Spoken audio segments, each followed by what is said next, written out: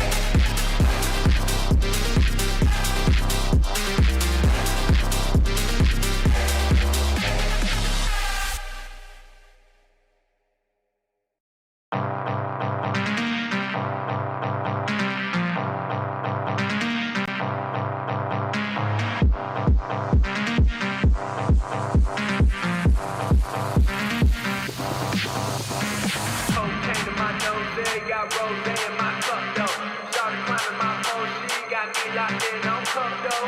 Cocaine in my nose, yeah, got rose in my cup though. Started climbing my pole, she got me locked in on cup though.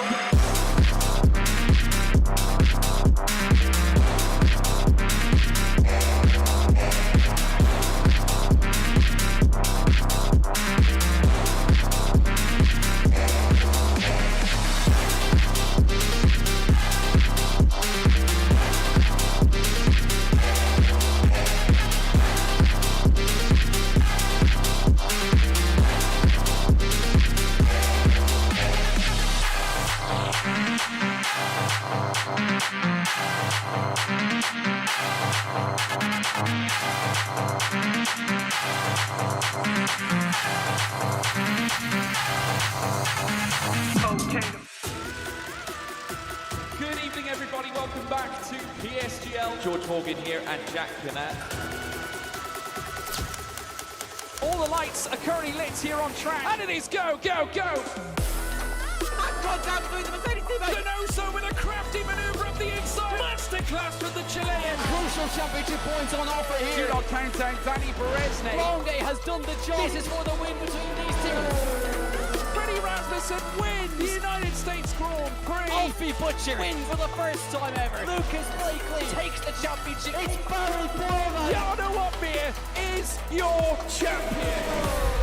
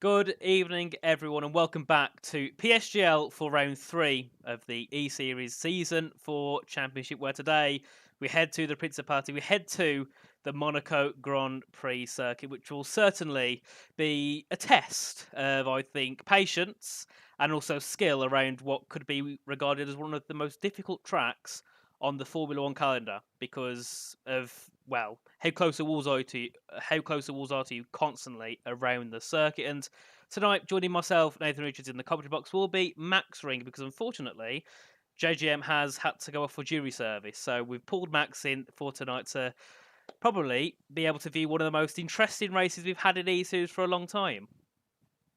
Yes, hello everybody. Pleasure to be making my E-Series commentary debut. Thank you, Nathan, for having me. But yeah, of course, as you said, round the Principality here in Monaco should be a very interesting race, and qualifying going to be the most important of the season. I'm sure it certainly will. Of course, we've got a couple of teams with qualifying bans as well, so we'll have a quick look at those as we look through tonight's lineup. So, of course, Red Bull have a double qualifying ban for Freddie in Austria, in USA, in Texas, when he DNF'd in quali and DNF'd in the race, which gives Liam Parnell and Declan Barrett tonight's lineup both a quali ban. And Fabrizio Donoso will also serve a quali ban for Aston Martin. But looking at the grids on a whole, we have a very interesting grid tonight, and also a return of a very special person in the community. So looking through, Race Clutch have got Andrei Tarabukin and last week's winning contender Lanik Papinsa. Aston Martin have Fabrizio Donoso and Duncan Hoffland. Veloci Academy have Max Grospointner and Felipe Sousa. R8G have Riccardo Benzoni and Julian Klavenbach. Ferrari have Dylan Warren and Daniel Shelson. Then we have McLaren with Jack West and Philip Preschneider. Then TRT have got Mirko Soriano and the 2019 F1 Esports World Champion David Tanitsa, who I don't think has been on the game since around mid F1 22. So it's great to have him back and tackling the circuit of Monaco. Then Red Bull, of course, have Declan and Liam. Then we have TES with Ben Marples and Nando Moreira. And finally, Williams with Matthias Van Erven and Ika Baena. And obviously, going through in towards this race now, Max, there's been a bit of controversy hasn't that around the F1 cars and the equality of them. So we've gone back to the F1 World cars once again. Yeah, unfortunately, the cars on the we all thought were fixed, but around Monaco, the actual licensed cars are unfortunately still not equal. The cars ride the bumps differently, and I think it was the Alpine and the V Carb, which were some of the fastest around this circuit, and drivers were hopping from, say, the Aston Martin drivers hopping to the V Carb, instantly PBing. And yeah, so we've had to resort back to the F1 World cars, which we don't really like to see, but I mean, anything to make the playing field fair for everyone and making sure that we get a very good race here this evening. It's stuck by the rules. But yeah, we would love to see the F1 World car, the F1 license cars back. But yeah, the Monaco just exaggerates the differences too much, and unfortunately, we're back to the F1 World cars. Of course, and I'm sure it will probably be for a long time. I don't think we'll be swapping and changing too often. But before we head our way into qualifying, we'll have a quick look at the standings, and you can see it's still Red Bull at the top. Obviously, not the best round for them last week out in Texas. Of course, Freddie Rasmussen had a retirement. And Declan Barrett, I believe, finished in P5 or P6. And then we have Ferrari, who was pretty much ninth after round one. After a 1-2 from Barry and Nico, they now jump themselves up into second in the championship on 74 points. And then Race Clutch, you know, the consistent team, I'd say, so far, or the most consistent team, sitting third on 68 points ahead of Aston Martin, who are up in fourth on 59. Then we have Veloce Academy in the top 5 on 52 points. Thomas Young Sim Racing in P6 on 41. 1 point behind them is R8G on 40 in P7. Then we have P8, McLaren Shadow on 36. 9th, Tatum Racing Team on 31. And finally, Williams, a big surprise, our Season 1 champions, down in P10, only 29 points scored after 2 rounds, and to make that even more exaggerating than it is, Max, you can get 35 points from even winning one race, and they've scored between 2 drivers over 2 races, only 29. Yeah, it's not the greatest of starts of the season for Williams, but they'll surely bounce back strong over the next few rounds. And talking about the next few rounds, let's head to the calendar. So, of course, we've had Saudi Arabia and Texas over the past 2 weeks, and we're now here at Monaco for round 3. We'll head over to Canada for round 4, then to the Styrian Hills in Austria to then lead on to Belgium, which will then lead to round 7 in Imola. Then we head to Silverstone for round 8. Las Vegas will be the penultimate round of the season, and then the championship will be ended off in Bahrain. And for round 10, that should be a spicy ending, of course. We'll see, of course, last season on the F1 games, we had Bahrain as the last round of the season. This time, here in E-Series, it's the same, other than the normal season. So we'll see what the drivers can do, what teams will be fighting for that championship come the end of the season in Bahrain on September 27th. That will surely be a very interesting title battle. And we're into the lobby now, so Q1 is officially underway.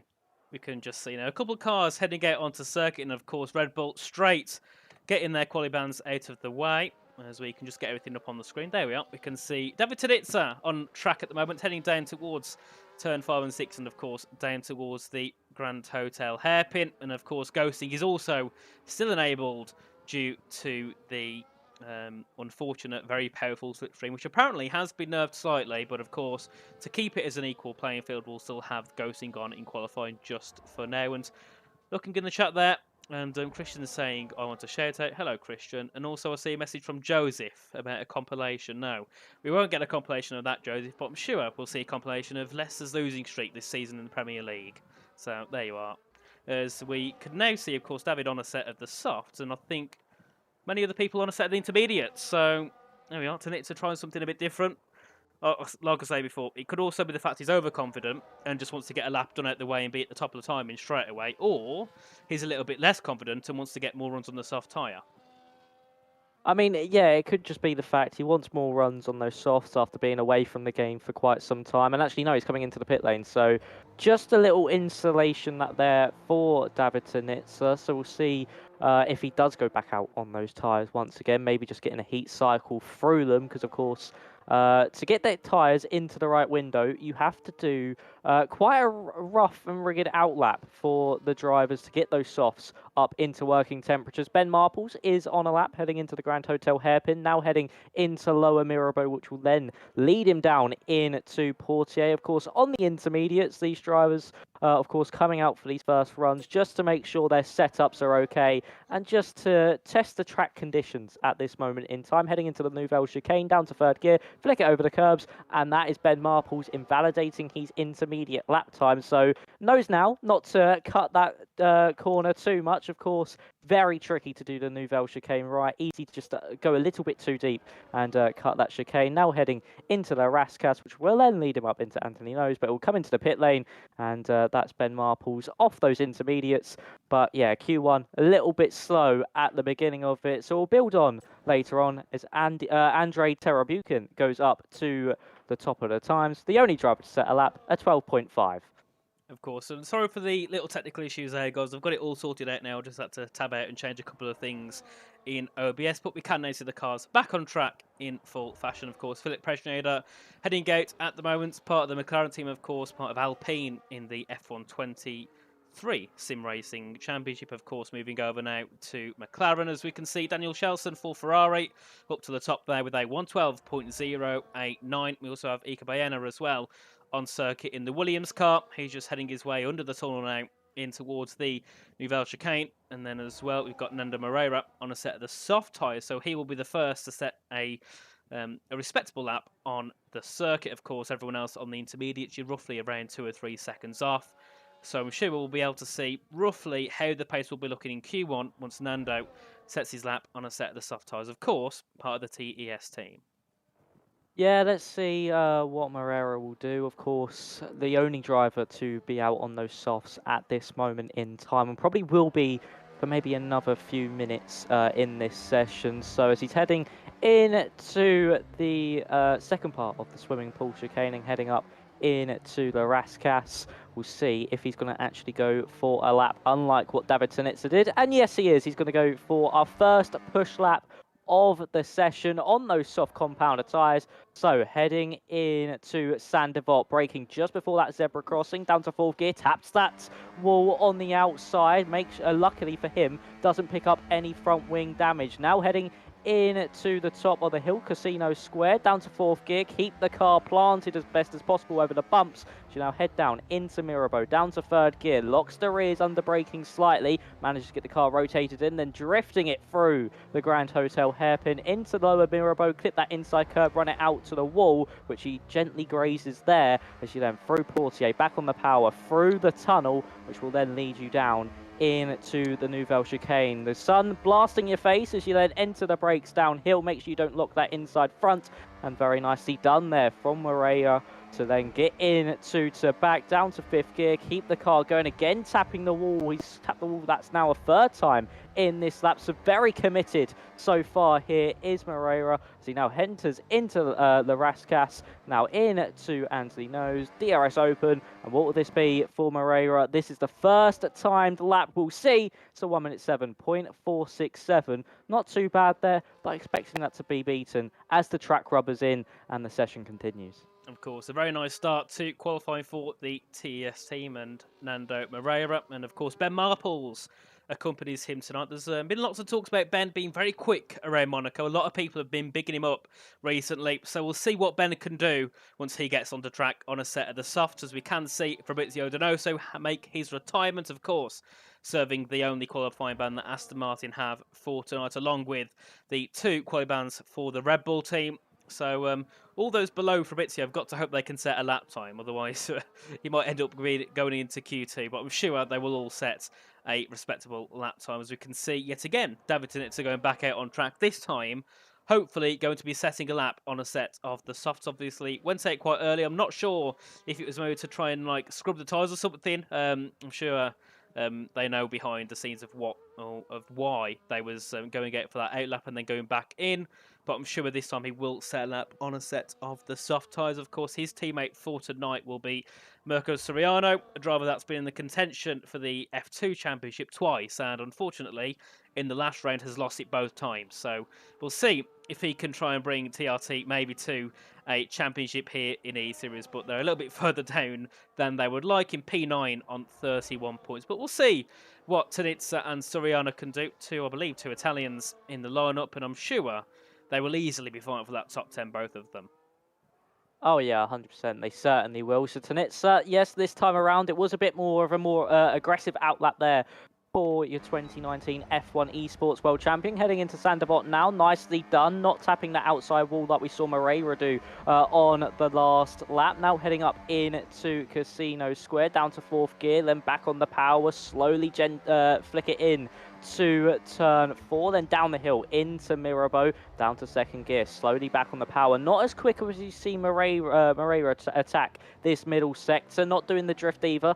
Through the Grand Hotel hairpin, through lower Mirabeau, a bit of a slide, taking too much inside curb. So it's been a bit of a messy lap so far from David Tanitsa as he now heads through the tunnel. So what's this going to be? Into the Nouvelle chicane, braking at 100 meters. Get the car slowed down, really attack that inside first apex curb. That's very nicely done there from Tanitsa. Through to back, had to take a few stabs at that one now through the swimming pool chicane. Into the second part, make sure you don't clip that inside wall or invalidate over the curb. And now into Raskas, brake late, make sure you don't clip that inside wall and spin your car around into Anthony Nose. Really, really close to that inside apex wall. DRS open, the tight run to the line, a 7.905. So for Tanitsa, I reckon he will have to go again. A lot of time lost there, and I think that was mainly due to the moments he had in that middle sector, especially through the Grand Hotel hairpin and also into lower Mirabeau.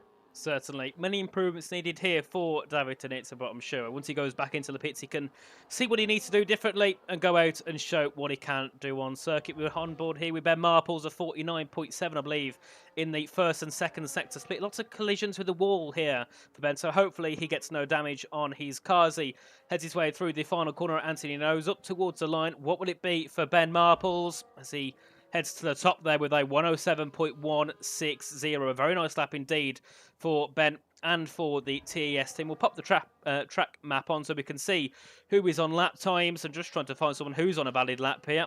We have, well, who's not at the end of that lap. We'll go on board with Max Grossborn here, currently in Veloci Academy. Obviously making his first appearance this season, and I'm not sure if he's let off there. I think he's let off, yeah. I think he's on a bit of a double out lap here.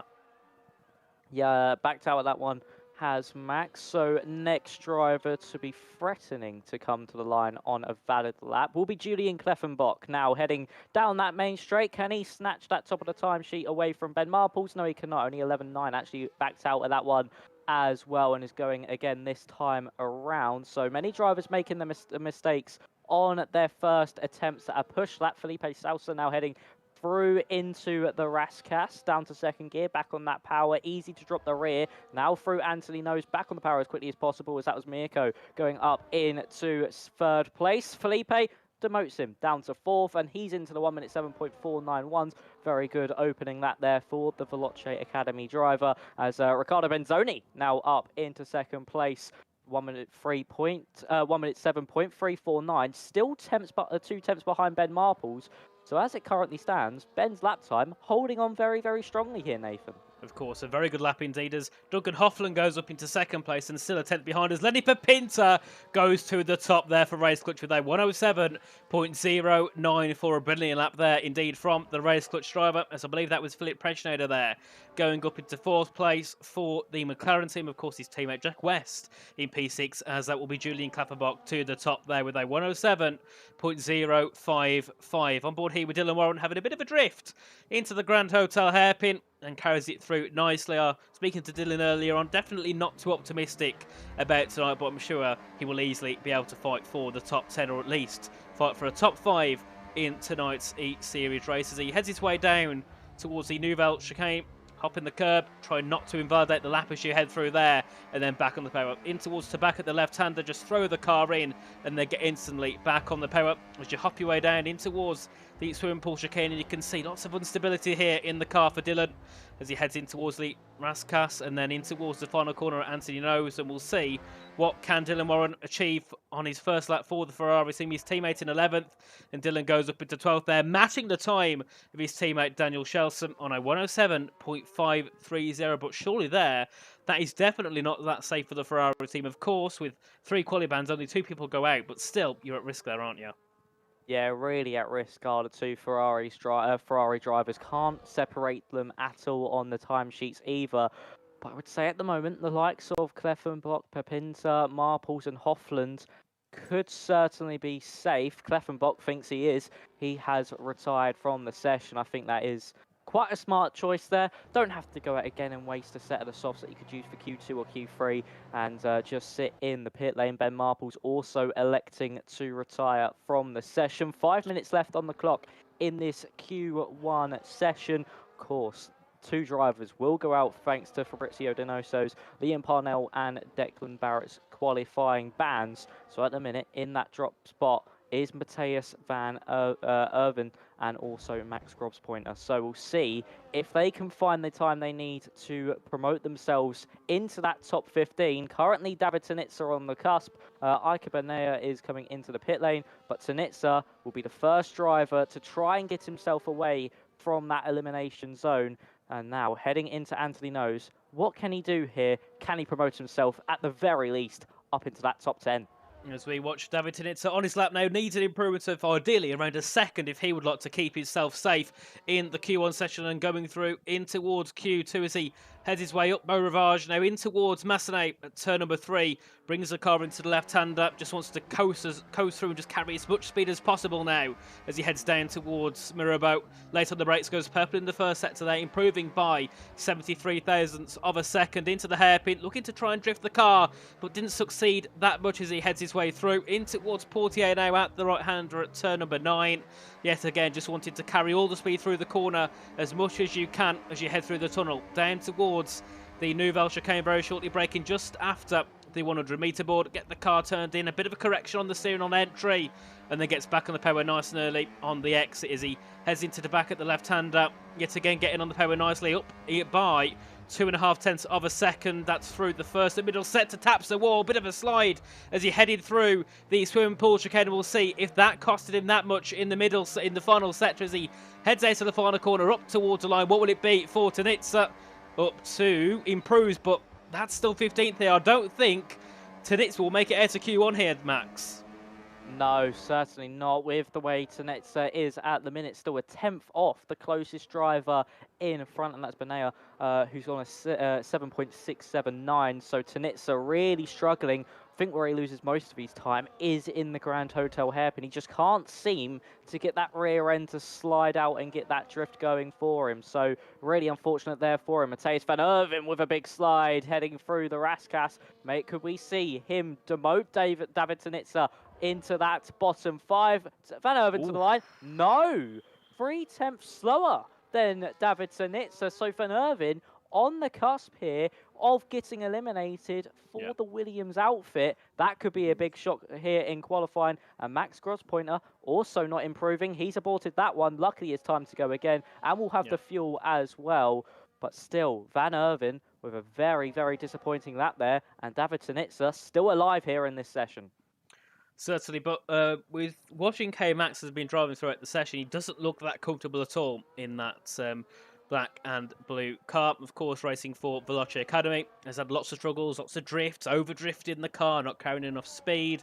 Definitely looks like he will be struggling, and maybe that will be how David Tanitsa survives. 2 other drivers having a bit of a poor Q1 session. Of course, Matthias van Erven can go again, but it depends if his tyres can hang in until the end of the session, of course, for one more lap. As we can see many more drivers now on their runs, just trying to find out who's where on circuit. It's quite difficult with the F1 World cars, and it's one of the red cars, which I believe that will be Dylan Warren heading through the tunnel now. He will be the next car to set a valid lap on circuit, and Ferrari still need to find some time. I think they might be safe for now, and Dylan Warren does have an invalidation. Hop the curb in the Nouvelle Chicane too much, and that might be, well, that is his Q1 session done, so he will definitely need to hope that other people behind don't find vast improvements.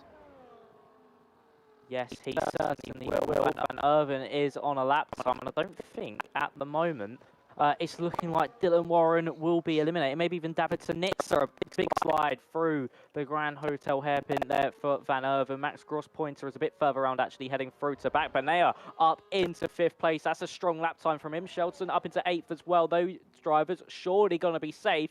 Grosspointer now heading in to the Rascas, now heading into Anthony Nose. Seemed like a very scrappy final sector so far for the Veloce Academy driver. What's it going to be as he heads the line? Can he knock out Tanitsa? Yes, he can, but Tanitsa is on an outlap, so we can just maybe see an improvement. That takes Max Grosspointer out of this one. He's only in front of Tanitsa by under 0.03 of a second. So Tanitsa, not a lot of time he needs to find. Van Irvin, though, up by 4 tenths, goes up into 13th place with a 7.5.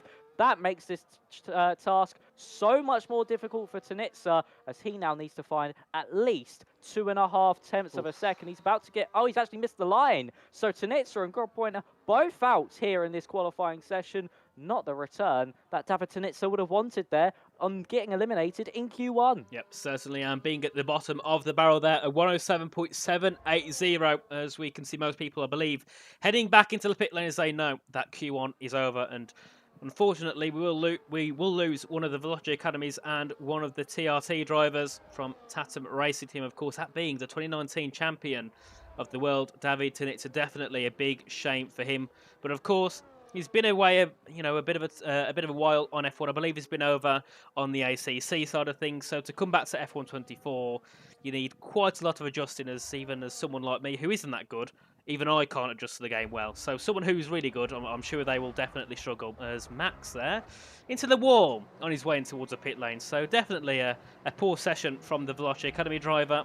As Matthias Van Irven, for a second I thought he was going to be out of it, but luckily did find time in that middle sector, found nearly half a second in the middle sector, and that allowed him to obviously get up into 14th, but still, he was only, 2 tenths of being eliminated in 14th place. Certainly, he'll be under pressure going through and towards Q2 now. Oh, he certainly will. I mean, it's just over a tenth of a second to Schledsen's time, which would have been safe if it was Q2. So still a lot of time to find for the likes of Van Irven and Dylan Warren. So they really need to nail their laps heading in to Q2. Of course, Dylan wasn't able to get that second lap on the board, did invalidate in the Nouvelle Chicane. We'll have to wait and see. Just waiting for Van Irven's car to be rolled back into the pit lane. So we'll be going into Q2 very shortly. But Kleffenbach topping the times there in one run, with Pepinta in second, Marples third, Hoffland fourth, and Banea in fifth. Preschneider in sixth, followed by Mirko in seventh, Felipe Salsa eighth, Benzoni ninth, Schletzen in 10th, West in 11th, Maria 12th, who of course set the first lap time of that qualifying session and was still able to hang on to 12th place. Tara Buchan in 13th, Van Irven 14th, and then Warren rounds out your drivers advancing into Q2, and then your eliminated drivers, of course, are Grosspointer and Tanitsa, and then your qualifying band drivers of Donoso, Parnell and Barrett.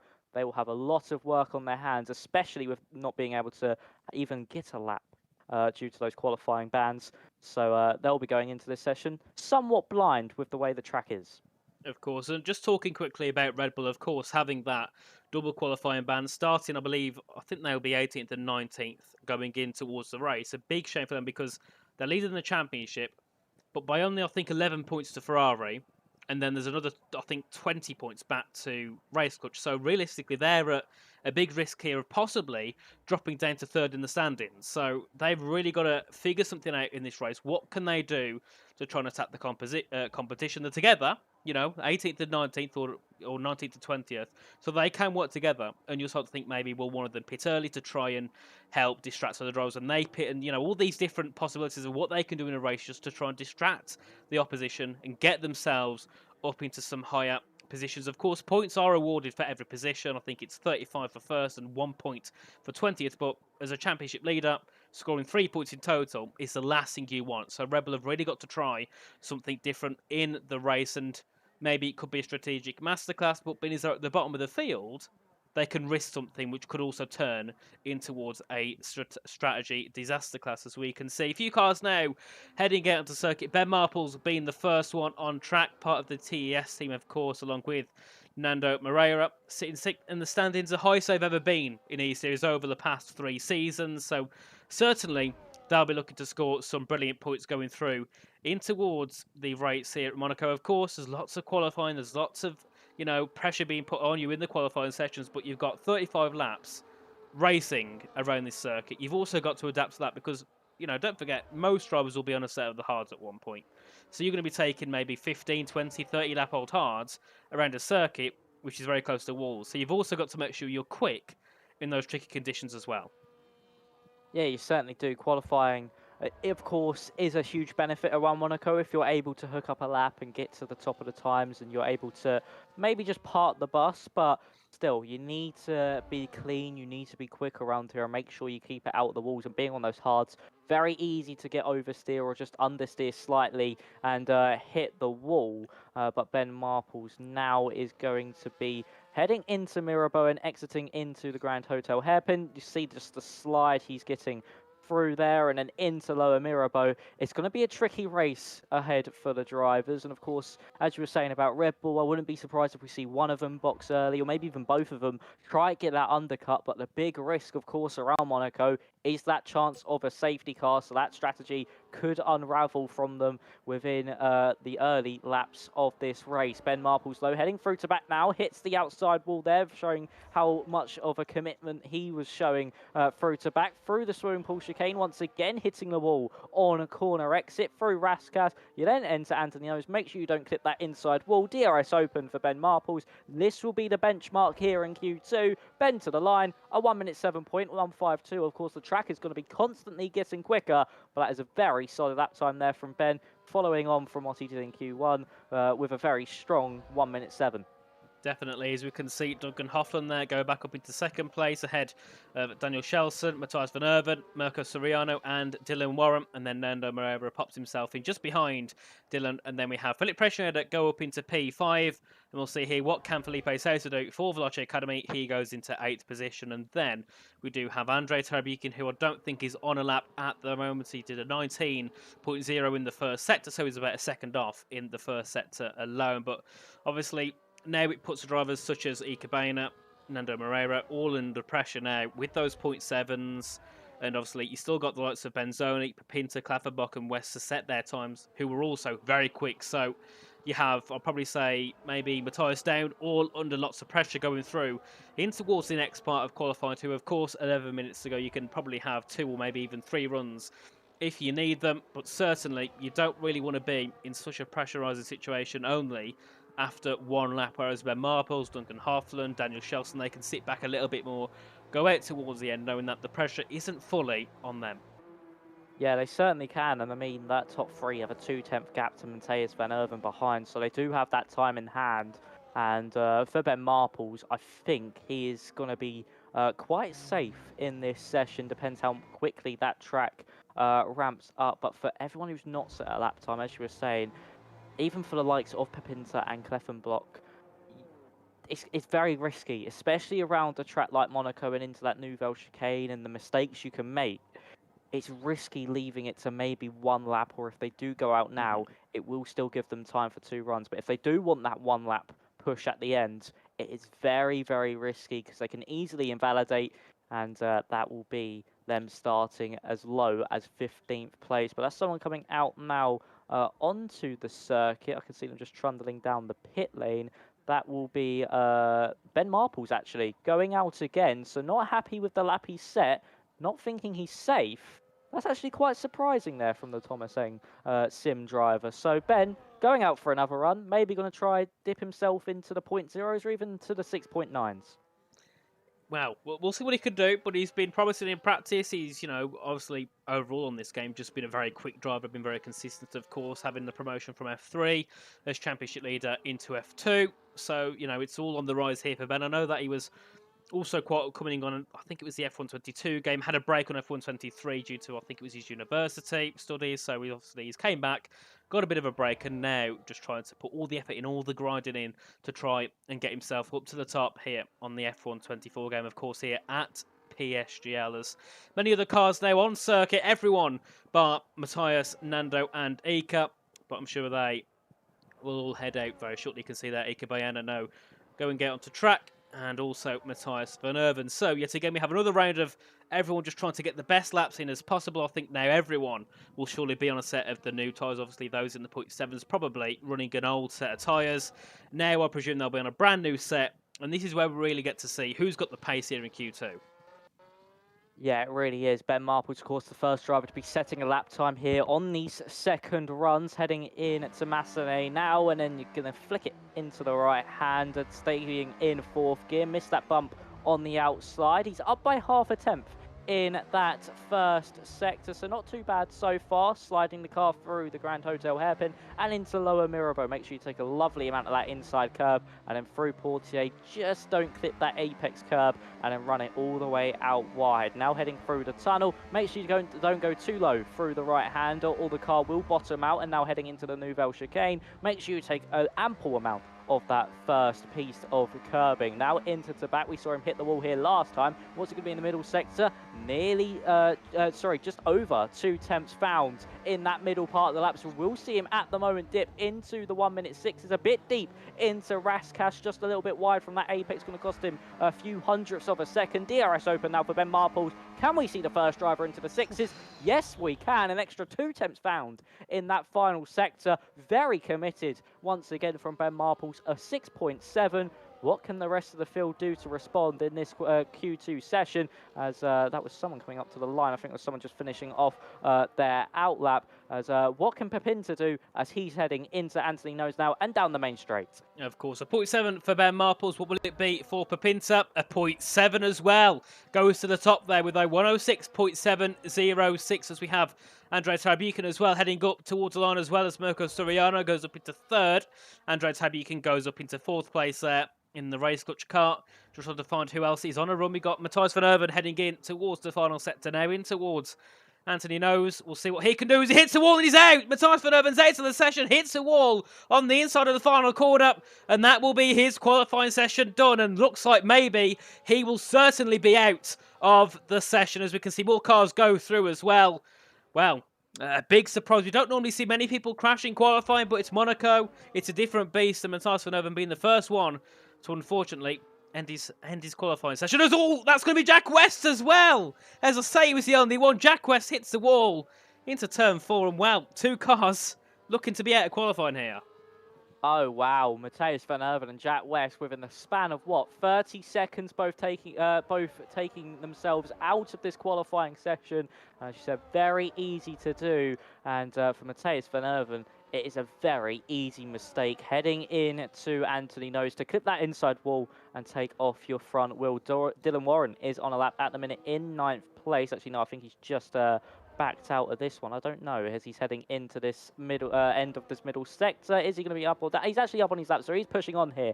Is Dylan now heading into the second part of swimming pool and into the Rascash, really committed on the curbs throughout the whole of this lap. Now heading through Anthony Nose, a bit of a slide on corner exit, needs this lap to demote Matthias Van Erven into the drop zone, and he does. A 7.494, still on the cusp, but it's enough to promote himself into that top 10 for now. Kleffenbach was only good enough for 7th place, and that was a 7.193, the same as Terabukin. So we'll have to wait and see for the rest of this session. But that's 2 drivers we have confirmed out of qualifying, Jack West and Matthias Van Erven. And for both McLaren and Williams, they'll be somewhat disappointed in being knocked out so early, especially halfway through the Q2 session.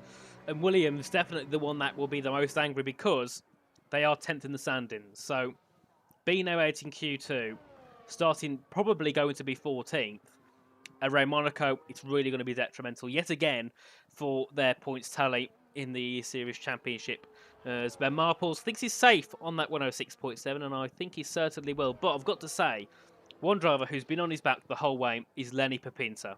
We know he's a quick driver. He was fighting for the win last week until he got damaged in Texas. He's certainly a driver here I expect to be fighting for pole position. And apart from that, no one else has seemingly looked to be as quick as those two. Obviously, I'm touching wood as I say, because I think that there'll be definitely people who will try and challenge them, and for their sakes, they will only want to be at the top, and they won't want anyone else challenging them. But of course, Mirko Soriano thinks he's safe on a 0.9. And I think we're going to see a few more cars head out onto the circuit. We have Philip Preschneider, who obviously was in the top 10 heading out of Q1. Will now be looking to try and get his way through and towards Q3. Of course, his teammate Jack West won't be going through. So it's all down to Preschneider now, as we can see as well. That will be Nando Moreira for TES. Also heading out onto track, currently around 2.5 tenths away from the top 10. So he also needs to find a lot of time on his next run and to be with his teammate, who, of course, is, well, just over a second up the road, and that shows how quick Ben is. The two teammates separated by 1 second.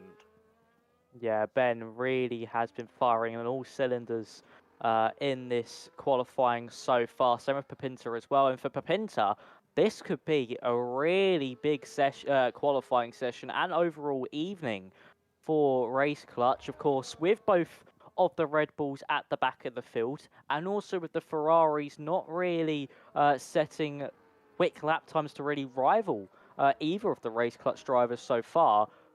This could maybe even see them, if they are able to get a good Q3, propel themselves to the top of that team standings, because at the minute Pepinta is on provisional Q2 pole. So yeah, very nicely done from him. But Terabukin as well is ahead of both Ferraris. So if they're able to do that in the Q3 session and hang on to that in the race, they could a Race Clutch can certainly see themselves promote up to the top of that standings, depending on how this race does go. Of course, it will be the McLaren of Philip Preschneider on his lap. He's in the drop zone for now, heading in to Lower Mirabeau and into Portier for what could possibly be his final lap of the session. Now, heading through the tunnel, doesn't go long enough for the car to bottom out, using all the battery possibly can, because he can recharge it quite nicely into the Nouvelle Chicane and also through the start of that final sector. Now into the back. What's it going to be for Preschneider in that middle sector? Up by nearly half a second. This is certainly what he needs to promote himself into that top 10 and be safe from elimination. Preschneider now through Raskas and into Anthony Nose. Don't do what Van Erven did. He doesn't. Now open up the DRS close to that inside wall as he possibly can get. Preschneider up into third place. Surely safe there for the McLaren Shadow outfit. Duncan Hoffland just coming out the pit lane while Preschneider heads through. Moreira is actually backed out of that one. He's not going to go for this one just yet. He's just going to do another recharge lap and go again now. Salsa starting his lap, and actually no, he just finished off the lap, I think, there. So he, unfortunately, I don't think it's going to get through. No, he has the battery to go again. So did charge up the battery for one more. Dylan Warren, who got demoted into the drop zone there from Preschneider, up by 1/10.5 in that middle sector. So for the Ferrari outfit, needs to be a big, big lap. Up by nearly half a second as well through that middle sector. So for Dylan Warren, this could see himself promoted into safety through the Raskas now and into Anthony Nose. Dylan Warren, who said he might not even be able to touch the top 10, let alone the top 5, up to the line. It's good enough for 6th place and on the cusp of safety. Benzoni up into 3rd place. Demotes Warren down to 7th. Kleffenbach to the top. A 6.5. A brilliant lap time there from Julian. He was threatening in Q1. At the end when he needs to in Q2, does exactly that and goes to the top. Schledson is going to be on the lap. At the moment, it's Terabukin on the cusp of elimination. Moreira is on a lap. Salsa is not. Salsa will just have enough time to go again, though. So Moreira now heading into that final part of the lap. This is to knock Andre Terabukin out, and no, Moreira with a slide out of Anthony Nose, not able to do it. So it's all down to Felipe Salsa and also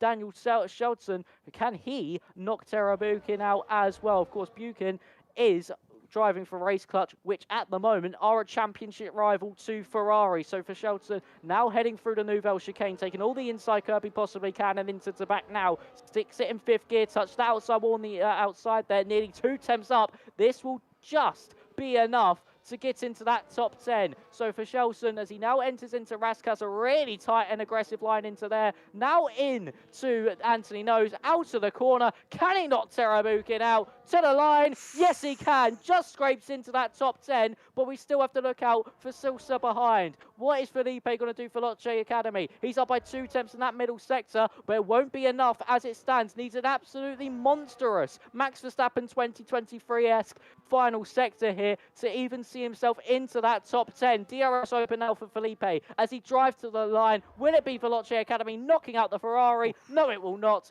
2.5 temps found, and Terabukin weren't able, of course, to get another lap time in, and Shelton, by the skin of his teeth, just able to get through with that final lap of the qualifying session. But it's Kleffenbach who tops it, and both Ferraris through to the next part of qualifying. Of course, Ferrari, very close to being out though. You know, they're only a tenth and a little bit off of being in the drop zone. So going through towards this race now, they know they're in the top 10. They can now just put everything into it. They know they've got nothing to lose now going through and towards Q3. So they can put everything now into their laps and maybe try and challenge some of those further ahead. But of course, R8G in a very good position there with a P1 and a P4 heading out of Q2, and of course Danny Papinter in 2nd place, and his teammate, even though he's not in the top 10, he's still in P11, so he's not that far away from the leaders. And very shortly we'll have a quick look at the classification from the Q2 session, and we can see it was Julian Kleffenbach at the top there with a 106.591. And then Lenny Papinter in 2nd, ahead of Ben Marples in 3rd. Then we got Riccardo Benzoni in P4, Duncan Hoffland in 5th, Philip Preschneider in P6, Mirko Soriano 7th, Ika Baena in 8th, Dylan Warren 9th, and Daniel Shelton in the top 10, which are going to be all the drivers going through in towards the Q3 session. Then we did lose Andrei Tabyukin, Felipe Sousa, Matthias Van Erven, Nando Moreira, and Jack West.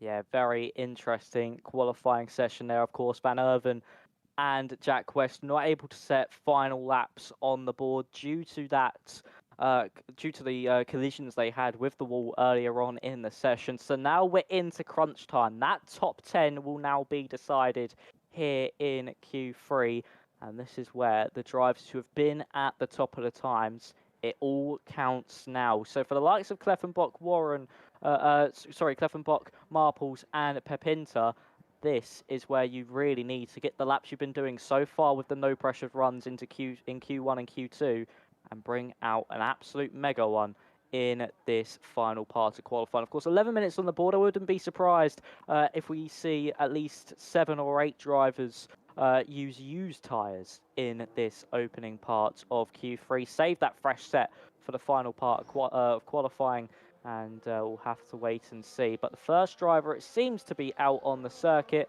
will be the Thomas Sin driver of Ben Marples. Once again, he's been leading the field out for quite a few times so far in this qualifying session. He does it again at the beginning of Q3. Let's see if he can put a representative time on the board, and if it's on used or fresh tyres or not. Of course, and well, Q1's over, Q2 is now over, and this is it. This is who's going to be on pole position. 11 minutes to fight it out between 10 drivers, 10 of the quickest drivers on this grid tonight to see who will start first and who will start down in 10th position. And of course, being around a track like Monaco, if you're in 1st and 2nd, you're in a very good position compared to those all behind who have to make overtakes around the track, which you literally cannot overtake on unless someone's got damage or they're a lot slower. So the pressure's on because you've got to get these laps. And if you're Ben Marples, you're Lenny Papinter, who can fight at the top, you've got to fight at the top again. You can't just do it in Q1 and Q2. You've got to be able to do it when it really matters in the Q3 session now, as we see Ben Marples head out of the final corner down towards turn 1 with that DRS open along the only DRS straight along this circuit. Will head his way in towards Sandoval, hop the curb in turn 1, get back on the barrier, hit towards slightly, but then again a lot of people have been hitting the wall to help them through some of the corners as he heads through in towards turn 3, then back to the right at Casino in turn number 4. Just coasts the car in nicely, carrying all the speed through, and a 17.872 will be his first sector. Down towards Mirabeau and in towards the hairpin. Yet again, just wanted to carry the speed through. A bit of a drift through there to help him as he continues his way down towards Portier now at turn number 8 at the right-hander. Getting back on the post nice and early now as he heads his way through the tunnel and down in towards the Nouvelle Chicane. Yeah, nice clear track in front of Ben Marple. Seriously, then enters the brakes into the Nouvelle Chicane, back into the sunlight, and then hiding behind the trees once again. Now heading in to back. What's it going to be in the middle sector? Another big clout of the wall on that right-hand side. 49.4 in that middle sector, and then validates heading through the second part of the swimming pool chicane there. So Ben Marple's on his first attempt, taking too much curb and invalidating that. Lenny Pepinter, he didn't invalidate his runner, 49.5 in that middle sector, so it was a 10th down on Ben Marples at that current moment in time. Up to the line though, a 7-0. So obviously on some used tyres there for Lenny. Shelton up into second with a 7.3. More drivers will be coming across the line. Mirko actually invalidated his lap, so he didn't get a lap time on the board. I'm surprised Ben boxed so early there, because even with the invalidation you can get a delta time. So obviously not wanting that. Of course, we'll probably be on the used tyres as well. So for Ben, he's just going to go for a stab in the dark on those fresh tyres. But a delta can always be handy, especially around Monaco, to know how much time you would have been up by on your used set of tyres. But now we see the second half of drivers come out of the pits. And I think it'll be Julian Kleffenbach, who, of course, topped that Q2 session. Going to be starting his lap here in Monaco in some aggressive weaving to get those tyres up into working temperature. Oh, as Duncan Hoffman's hit the wall, coming through and towards Sander Votman, and has unfortunately got some wing damage, so that might be his lap over. Of course, we'll have to go back in and get that front wing change. So definitely a big shame here for Duncan Hoffman too. Yep, sets an 18.2, a few tenths off in the first sector alone, so definitely not the start to Q3 that Hoffland would have wanted. But on board here with Riccardo Benzoni, heading through and towards the casino at turn number 4. Just wanted to get back on the power, hits the wall quite hard as he went in towards the exit, and even with that, still achieves a 17.8 in the first sector, down towards a hairpin, bit of a drift, but runs out wide, nearly taps the wall on his way out of the hairpin, and now down towards Portier. Of course, it just seems like with the grip you've got in the car, you've got to try and just force it to drift, to just force the car to go around. And in some occasions it will, on some occasions it certainly will not. So it's also about a little bit of luck as you head your way through some of these low-speed corners, as Benzoni improving through that second sector now. We'll see what he can do at the end of the second sector. It's a 49.617, so around a 107.2 I think he's looking at the moment, but he's hitting the wall a lot on his lap. Definitely not a clean run at all for Riccardo Benzoni as he heads his way through out of Anthony Nose up towards the line. What will it be for the R8G driver? It will be a 106.873 to top the session, and then Julian Kleffenbach to the top with a 106.732 as the two R8Gs claim that first and second spot for now. But we can see Ikabayana on a lap currently heading in towards Tabac. Yeah, you won't see the drivers drifting it as much or hitting the walls in the race, of course, due to the tyre wear, and that's when tyre management is key. They're just pushing the absolute limits in this qualifying session at the moment, but nearly hitting that inside wall at Raskas, and also Antonios does have a slide on exit, so DRS open now for Iker as he now crosses the line. It's only good enough for 5th place, a 7.550. I think all the drivers so far have been on used tyres. The only driver that might be on some fresh ones are both the R8G drivers of Benzoni and Kleffenbach, but at the moment, most of the drivers electing to use their used tyres so far. Ben Marples invalidates another lap here in the Principality in this final part of qualifying. Does he have the bottle here this evening to get that provisional pole position, or at least a front row start here this evening? So far in Q2 and Q1, he has looked like a driver that was threatening for pole position. Philippe Prosnida up into that front row of the grid, a 6.8, very nicely done there. Only 3 milliseconds clear of Riccardo Benzoni, as that was Dylan Warren promoting himself up into 7th place. And Ben Marples now starting another run in this qualifying session, heading into Casino. He runs wide there. Lots of understeer for Ben, a 17.9. That's 2 tenths off what we've seen he possibly could do in this session so far. Now heading into the Grand Hotel hairpin and into Lower Mirror, but you won't see the drifting in that main race because those rear tyres will be absolutely cooked if you did that for 35 laps over and over again. Now heading into the Nouvelle Chicane, braking at 100 metres, get the car down to 3rd gear, cross that inside curb, and then straight back on the power. Use all the battery into the back, run it all the way to the outside wall, clouts it once again, does Ben Marples, apparently purple in that middle sector of 49.3, really attacking the curve through the second part of swimming pool into Raskas, run the car all the way out wide, into the Anthony Knows final corner. DRS open. Ben Marples, can he put himself on that second row of the grid? He can even better that. Goes to the front row. A 1 minute 6.662. And we know for Ben Marples, there is at least 2 tenths in that first sector because he did a 0.9 at the start of this session. We saw him do a 0.7. I've got to say, definitely a big improvement indeed for Ben Marples. The pressure was on, wasn't it? Through those first couple of laps, you could see the nose were getting to him. He couldn't quite get in the flow. But he had another lap, he had to relax, and he thought, right, we're going to go for it now. And he sets a 106.622, which at the moment is the provisional pole position. But I can see in the chat people saying it was a bad sector 3, or he's got loads of time in the final sector. So, going through in towards the final part of Q3 here, we could certainly see a brilliant fight for pole position. And I think another driver here who has been a bit out of it in Q3 so far is only Pinter. Set a 107.0 in the first lap. Of course, that was, I presume, on a set of the used tyres. But going through now into towards his second lap, I believe he had an incident down at turn 1, lost a lot of time in the first sector, and will be heading either back into the pits now, or will be going again for another lap. So we'll see here what Pinter chooses to do as he heads his way in towards the final couple of corners now, in towards the Raskas, and goes back into the pits. So he will be going out once more for one final run in this session. And the other man now out on circuit, Philip Preschneider, currently in third place on a 106.870, looking to try and get up onto that front row once again. We'll see what he can do as he heads his way down to the hairpin now, but the pressure is on everyone going out onto the circuit now, bar I think it's just one of the Williamses and one of the Ferraris, and then we'll see what can happen. But I'm sure Max will have a brilliant fight for pole position here. Oh yes, we certainly will. I mean, look at that. Just over a tenth between Marples and Kleffenbach, and Preschneider and Benzoni only 2 tenths back from that. And still plenty of time in all of these drivers' laps. If Preschneider can take pole position, it would be quite a surprise. He's not really had the pace of those front runners so far in this qualifying session, but it only counts when it matters. And for Preschneider, he's doing it just now. He's going to be exiting out of Anthony Knows. He'll be the first driver to start these final runs of qualifying. So DRS open, he's given himself ample time in case he makes a mistake to back out of this one and go again through Sanzavot now, using all the circuit on corner exit. Didn't hit the wall on that outside this time around as he now heads up the hill into Massenet, down to 5th gear, roll the car through. I think he's backed out of this one. Not happy with how Sanzavot went. And no, yeah, he has backed out of that one, and he's 6 tenths down in that first sector. The next person on a lap is going to be Shelton, now heading up the hill into Massenet. Actually, no, sorry, it's Mirko heading in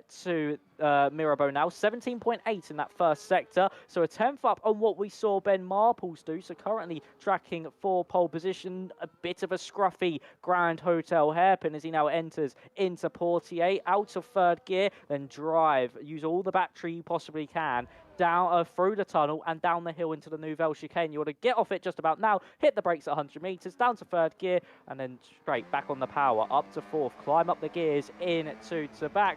Just keep it in 5th gear, hit that outside wall, so make sure you're carrying as much momentum through the corner as you can. 49.3 in that middle sector. So what's this going to be for Suriano? Is it going to be enough to snatch provisional pole away from Marples, or is it just not going to be enough? Really nice for Anthony Knows. DRS open for Suriano. Turner line, it is good enough for provisional pole. A 1 minute 6.593. Everybody else, though, on a lap behind him, and Ben Marples up by just under a tenth in that first sector. Can he take pole position away from Suriano in this final part of qualifying? He's now entering the tunnel. It's going to be a very touch and go session. Kleffenbach had to back out of that one as well. So Marples, the next threat to Suriano's pole position. And of course, as I'm on board here with Duncan Hoffland, who's on a lap, heading up towards the line now for the Aston Martin team, and goes to the top with a 106.494. The Aston Martin team currently at the top position, as we can see Caballero as well heading up towards the line, but he will be going again as he did have an invalidation on that previous lap. And now, what will Ben Marples do? He's gone back into the pits, so Ben Marples will not be on pole position tonight in the E-Series. Definitely a man. Max? Sorry to cut in there, Nathan, but Kleffenbach is done too. He's invalidated his lap, so Hoffland's time looking very, very good at the moment. And I don't think anyone's going to beat that. Sorry, I'm very sorry to cut in there, Nathan, but the two contenders for pole position that we saw, Cleverbach and Marples, don't have the bottle in that final part of the lap and crumble under the pressure.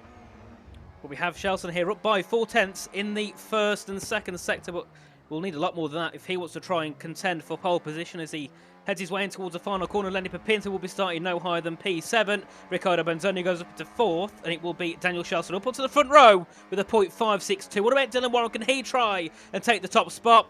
I don't think he will. No, he finishes in 10th position. A big shame for Dylan Warren, but what about Ika Bayana? Currently on a 107.550, up in the first and second, set to go to the line, and will be P8 for the Williams driver. And Julian Cleverbach also not going to improve. And of course, the poleman heading back into the pit. So a bit of a surprise going through in towards the end of Q3. It's Aston Martin, it's Duncan Hoffland on pole position. Yeah, really nice lap time there from Duncan. Pulled it out when he needed to and wasn't able to be touched at all. Shelton, of course, at the end of the session did find a huge amount of time in that final part of the lap. So he's managed to stick himself on to the second row of, the first row of the grid in second place. And that really does help Ferrari's case with both drivers being up in that top 10. Yes, Dylan Warren's only in 10th place, but he wasn't even expecting to get into that top 10 in qualifying. So for Ferrari, this could be a really strong outing to take that challenge to Red Bull. So your Q3 order and your top 10 starting positions. Hoffland on pole position from Shelton in second. Suriano and Marples take up that second row of the grid. Row 3 is Benzoni and Cleffenbach. Then row 4 is Prejnida and Benea. So, and then the final row, row 5 of Q3, is Papinta, who wasn't able to set a fast enough lap time in that final part of the session. Looks so good for provisional pole position in the first two sessions, just like Cleffenbach and Marples, though, crumbled under the pressure. And Dylan Warren will start 10th here this evening. But we're going to have that lobby restart to turn the collisions back on, and that was a very eventful qualifying session. I don't think either of us expected that top two on the grid, did we, Nathan? Well, I think we certainly did not expect those two at the top, and it was definitely a bit of a mixed Q3 from what we saw. Obviously, going into Q3, of course, Q1, Q2, we saw Ben Marples and Papinta at the top. Of course, Ben, I think, was P4, P5 in the end, and Lenny Papinta down in P9. So we did have a really mixed-up grid coming out of Q3, which does make for a very exciting Monaco Grand Prix. And I believe we do have a restart going through in towards the race. So we'll have a quick word from our sponsors over at GT Omega and Sim Racing Centre.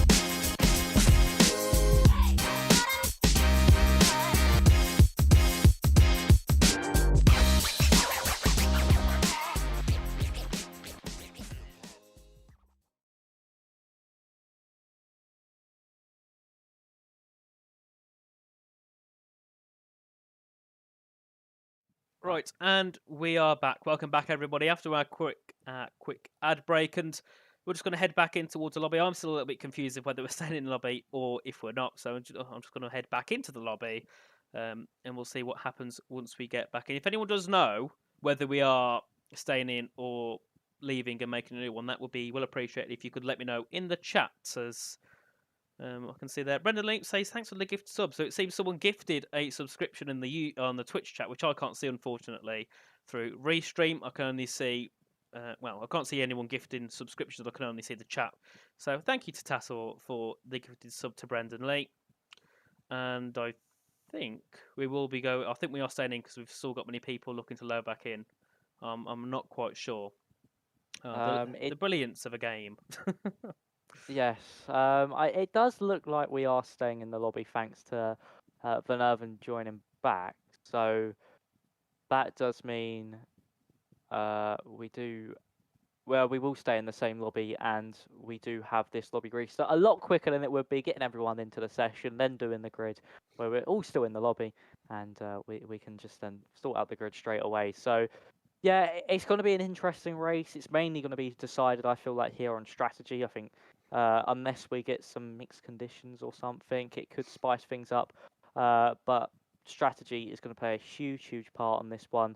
Keeping it out on the walls as well. We saw many drivers hitting those outside walls in qualifying. So if they do that again in the race, keep those lines the same. A, going to hurt the front wing. B, also going to damage the tyres because, of course, with the new tyre model on this game and the previous games, but this time it's been extremely exaggerated. As soon as you tap the wall slightly, you go up about 2 or 3% on the tyre that you hit it with. So tyre wear could also play a big factor in this one. And if drivers aren't careful, they could see themselves come the end of the race with a puncture. Certainly, it's all about strategy in this race because you've got to figure out where you can undercut people, where you can. Well, an overcut isn't really a strategy here because you can't overtake. You've got to be doing the undercuts, which is why we'll see people probably pick quite early because you know that around a track like this you can't overtake, so you can defend a lot more. You can also just go a lot slower to help your tyres towards the end. So we will see some very early pit stops. Strategy wise, I don't have a clue what we'll see. It's going to be quite interesting. I think we'll see many different things going into it. Some people might opt to start on a harder tyre. Some people might opt to start on possibly a soft to try and see if they can make a couple of positions. But at the end of the day, it's Monaco. Anything can happen. I believe we have safety cars on, so we can still get a safety car. So that's also going to be interesting if that does happen. Those who have pitted would be in such a good position because they'll just go to the top and then lead the race and probably end up winning it because around here, you really can't lose. If you're in the top position, it's probably harder to lose a race than it is to win it at that point. Yeah, it certainly is. And I mean, I'm expecting the drivers further back to start on that a softer compound, either the mediums or the softs, go for an early pit stop. But yeah, as you say, that safety car, that's such a big risk around here. And of course, 39 laps of this circuit and we don't get a safety car will just show a testament of how good these drivers are. But if we do get one, those drivers that boxed early on could be in a little spot of bother because if they have not caught up by enough by the safety car coming out, they'll be all the way at the back of the field. And unfortunately for them, that'll pretty much be race over unless we get another one. So it's going to be interesting to see how the drivers further back and how the drivers up the front attack this one. Of course, the strategies are going to be vastly different.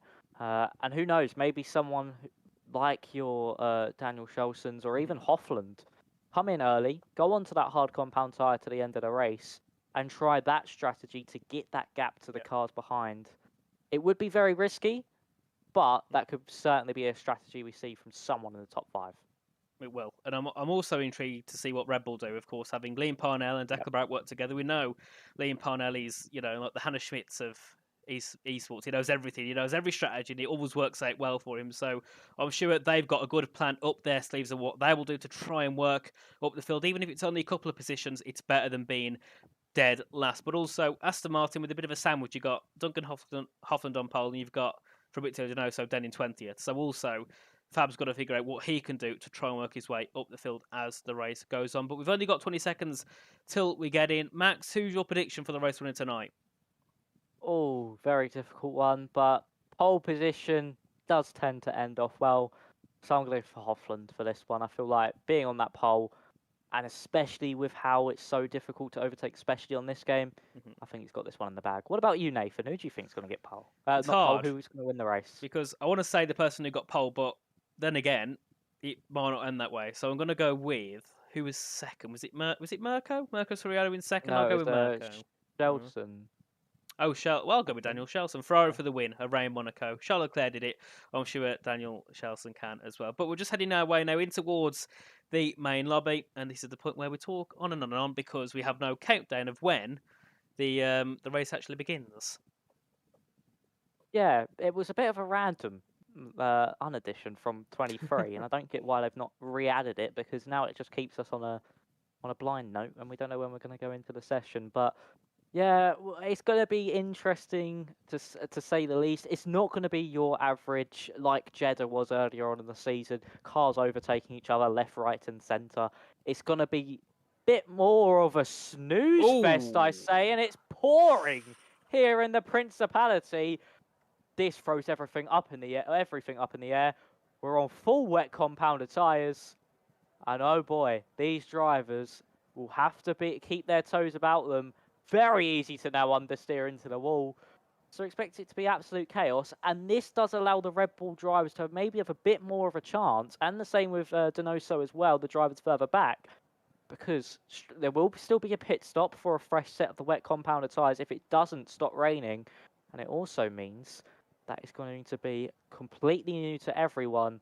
And drivers were more likely to hit the wall. Yep, it'll be certainly very interesting. But then again, Dylan Warren last season, sorry, in E-Series did, well, it was it last, and he got up to P11, I think it was, by around lap 10. So he's in 10th now. He's in a good position to work forward. We could even see Dylan Warren try and make a fight for the lead by the end of the wet stint if it goes dry, or maybe it's going to be wet all throughout this race. But it certainly now makes this race very, very interesting, and now puts a little bit of pressure maybe onto some people's shoulders if they didn't practice any of the wet weather, because we know this game is unpredictable. We know that between the dry and the wet, the game can act very odd. So we might even see some people really struggle, even though they might have been near the top of the field. But we'll now just wait for everyone to get in. We'll have a quick look at the race director before we head in, and everyone, of course, is on. So they worked with a couple of people there: Declan Barrett, Max Crossporter, and Jack West, opting for a set of the intermediate tyres. So I presume they think that the race will get drier, or we'll just get to an intermediate state as the race continues on. So we'll see if that works for them. It might not, it might do. But if you're at the back of the grid, you have absolutely nothing to lose when you start on a set of the intermediate tyres if you're going to be at the back anyway, especially Declan Barrett, who I believe is starting 18th. So we'll see what happens, and now we just have to waffle on because the race can start in any moment. We don't have a clue when it starts. Normally we can see the grid on the right-hand side or the left-hand side, but with the Monaco pit wall being so weird, they're behind us. No, and we can see all cars on track. We've got 3 lights, 4 lights, and 5 lights around the Principality of Monaco. It's wet weather and 5 lights race, and they're away down towards turn number 1. A brilliant start from the top 2. Duncan Hoffland and Daniel Shelton and Mirko Soriano on the attack in towards Sandoval, and Mirko Soriano making a move in towards the first corner. Philip Pressure having a bit of a slide into turn 1, hitting the wall, and now dropping loads of positions. As we can see, Pepint, Tarabucan and Ika Bayana making moves and making positions in that first lap as they all head their way in towards the casino. You can see them all sliding through. No one's got grip at all on their tyres, and Dylan Warren also dropping down to 12th place after starting up in 10th position, and we'll see shortly how those on the intermediate tyres do. We look further back at Declan Barrett here on a set of the Inters, but even though his tyres might not be the best, Max, they're going that slow, it doesn't matter. No, it certainly doesn't. And someone who's had a dream start on those intermediates is Tarabucan. Up in 8th place at the moment. Started down in 11th. Got a really good getaway on those intermediates. And for everyone else, they've dropped down to the back of the field. Jack West, Max Grosspointer, Declan Barrett and Liam Parnell all at the back. So for Tarabucan at the moment, it has been an absolute dream getaway. But I just don't think those intermediates can hack it at the moment. The time he's losing to the cars in front of him at this moment in time, he lost about 2 tenths out of the Nouvelle chicane, using more time through the swimming pool section as well. He's really starting to struggle. I know there's a glitch on this game that makes it look like Preschneider versus Clevenbot. Clevenbot really sent that one to the inside, used the wall to help himself get to that inside of Preschneider. It's still side by side, heading down that main straight. Preschneider on the outside surely will have the more beneficial racing line, but Clevenbot will show him the elbows and try to shove him as wide as possible. Still going to be side by side as they head up Beau Rivage and into Massenet. Who's going to come out on top? Preschneider on the inside for Massenet. Slides his car all the way to the outside line. Clevenbot holding it to the inside though for Casino, and surely heading into Mirabeau will pull this one off. But look how slow they are going, how they're crawling, and they both go into the wall. A big crash there for Clevenbot, blocks the roads. And that's the virtual safety car that has been deployed. A very aggressive send to the inside there from Clevenbot to try and get ahead of Preschneider, and both of them head off into the wall. And luckily, I think, no, Preschneider does pick up a bit of front wing damage there, unfortunately. And for both of them, that is a very, very disastrous way to start this race, and especially with it being 39 laps, one of the longest on the calendar. and it's going to be a very difficult race to come back with, especially for Kleffenbach, who will have to box for that front wing damage. But I know what I was going to say is there is a glitch on the game where the inters and the wets have the same delta time no matter the conditions. So that could have maybe been a reason why some of these drivers went on the intermediates. Certainly could be, of course. Obviously, with it getting dry up as the game goes on as well, that could also be part of the strategy. I mean, you know, with all the chaos, Max Grossporn has gone up to 14th. He was down in 19th with the damage, so it's worked out for him slightly with all the virtual safety cars and all the damage and stuff that people have got ahead of them. But we'll see what happens now as Matthias Van Over goes into the pit lane along with Felipe Sousa, and Ikebana gets a drive through for speeding under the VSC. So we're back under green flag conditions, and Ikebana now will have to go back in within 3 laps time to serve a drive through penalty. So Williams will have one of their drivers right at the back. Definitely a big shame for them indeed as they head their way down towards Mirabeau. Of course, Duncan Hoffland leads with a 1.2 second gap to Mirko Soriano, with Daniel Shelton in 3rd place, and then Ben Marples in 4th, about 3 seconds off the race lead. And we'll go back to the interval times as we can see them all passing through the 1st sector in towards the 2nd sector now, as we can see further back. All that battling has gave now Dylan Warren a 5.5 second gap to Andre Torebukin in P8. Yeah, all that battling has opened up that gap between that top 8 and Dylan Warren there in 9th place. So we're going to see how this race progresses. Of course, having that 5-second gap is going to be difficult for them to close down on that top 8. Everyone behind Dylan Warren here, as he's somewhat holding up the train at the moment. You can see Maria is really all over the back of him and really wants to get this move done. As Donoso is able to get past Parnell into the Nouvelle chicane. I think Donoso actually cut the chicane while doing so. I'm not too sure, but Parnell was really wide, and Donoso was all the way on that inside curb. He actually does tap the wall on corner exits Benea into the pit lane. Unfortunately, picking up that drive-through penalty has somewhat killed his momentum so far in this Grand Prix. Hoffland, 1.7 is now the gap up in front. He's extended that gap slightly ahead of Suriano. He really is enjoying these conditions at the moment, is the Aston Martin driver, as he now heads down the hill into Mirabeau. Further back, Moreira is still all over the back of Dylan Warren, as that's Grosspointer versus Tanitsa. Both of these going side by side now into Casino. We saw this go horribly wrong down into Mirabeau for Kleffenbach and Preschneider. Is it going to be the same thing here? I think Grosspointer is just going to get this one slowed down. He is. Tanitsa has to back out of this one. Here comes Declan Barrett as well to the outside, and Tanitsa goes from 10th place down to 12th, and these intermediate tired drivers are starting to come alive here maybe as this track dries up. It is getting better, more purchase of course, and that line is theirs for them to take. Just need to wait a few more laps though for that line to start coming in fully, and then those intermediate tyres will be the ones you want to be on. But look at that gap now up in front, 2.7 seconds. Hoffland has gained a whole second in this last lap. He's absolutely flying out in front and really enjoying these conditions around the Principality, which make it a 10-time harder challenge. As there we go, sets the fastest lap of the race as well. Duncan Hoffland, a lap 5:39, already with a 3-second lead. Really, really enjoying the rain here in Monaco.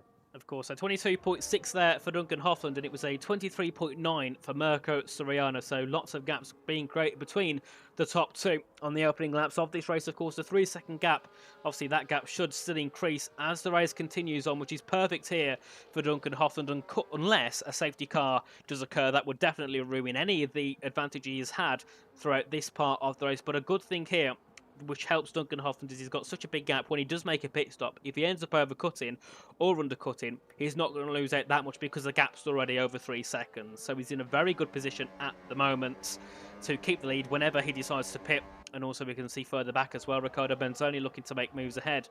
Trying to close in at least to try and make a move ahead of Ben Marples, who is in P4 at the moment. Further back we can see Andre Torebukin on the moment. It seems like he's struggling a little bit on the inters, but Max Grosspointer has gained a second here on Nando Moreira, so he's within a couple of, he's now within half a second of the TES driver. But also, that's Jack West out of the session. He's hit the wall heading out of the Nouvelle chicane.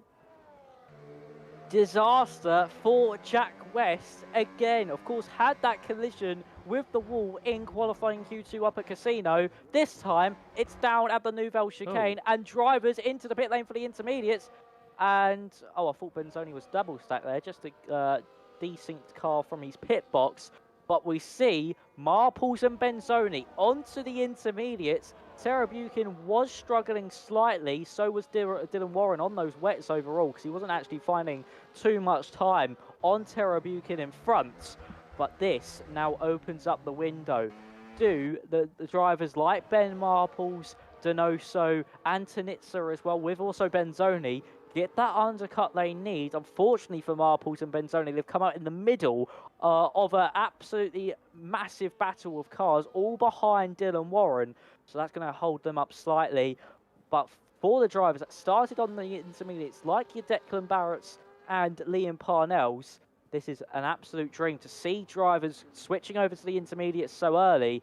That is certainly what you want to see, and just shows that they've got the strategy nailed onto a tee. We go racing here once again in Monaco, and that gap between that top two has come down by about a second thanks to that virtual safety car.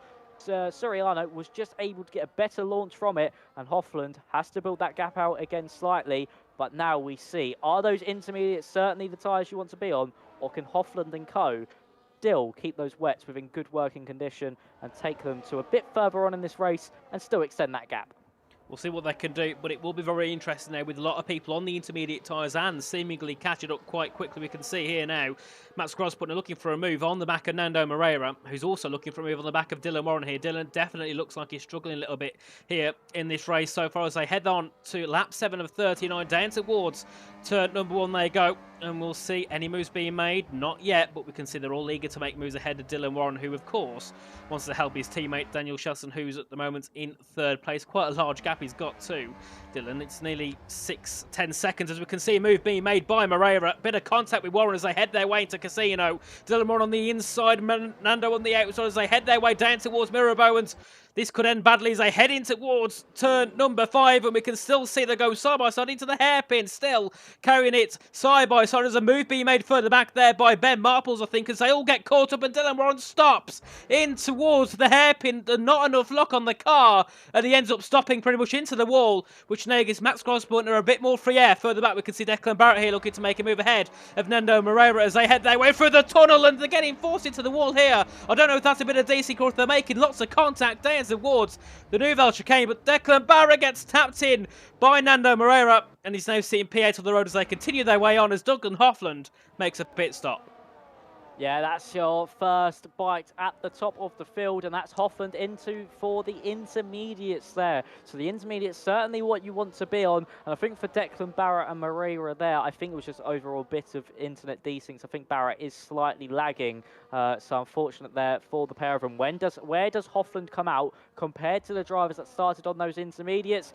He's going to come out just in front of Grospointer, I think, here on the exit of Sandefort.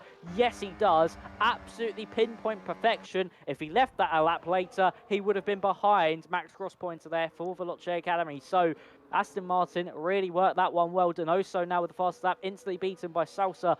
They're heading in 13th from 14th place. But now the intermediate, certainly the tyre you want to be on. Hofland making that switch at the top of the field. He was the first one to go for it.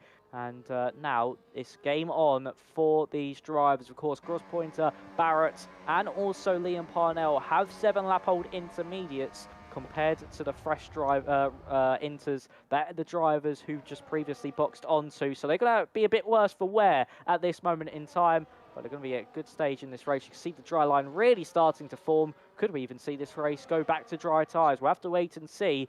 Still 30 laps to go in this one, and it's still Hofland in that provisional race. Actually, no, Sarah Buchan's now in that provisional race lead. I forgot he'd started on those intermediates, so he has pulled an absolute blinder on the strategy, 7 seconds ahead of Declan Hofland, who qualified on pole position. So Sarah Buchan, what a strategy this has been.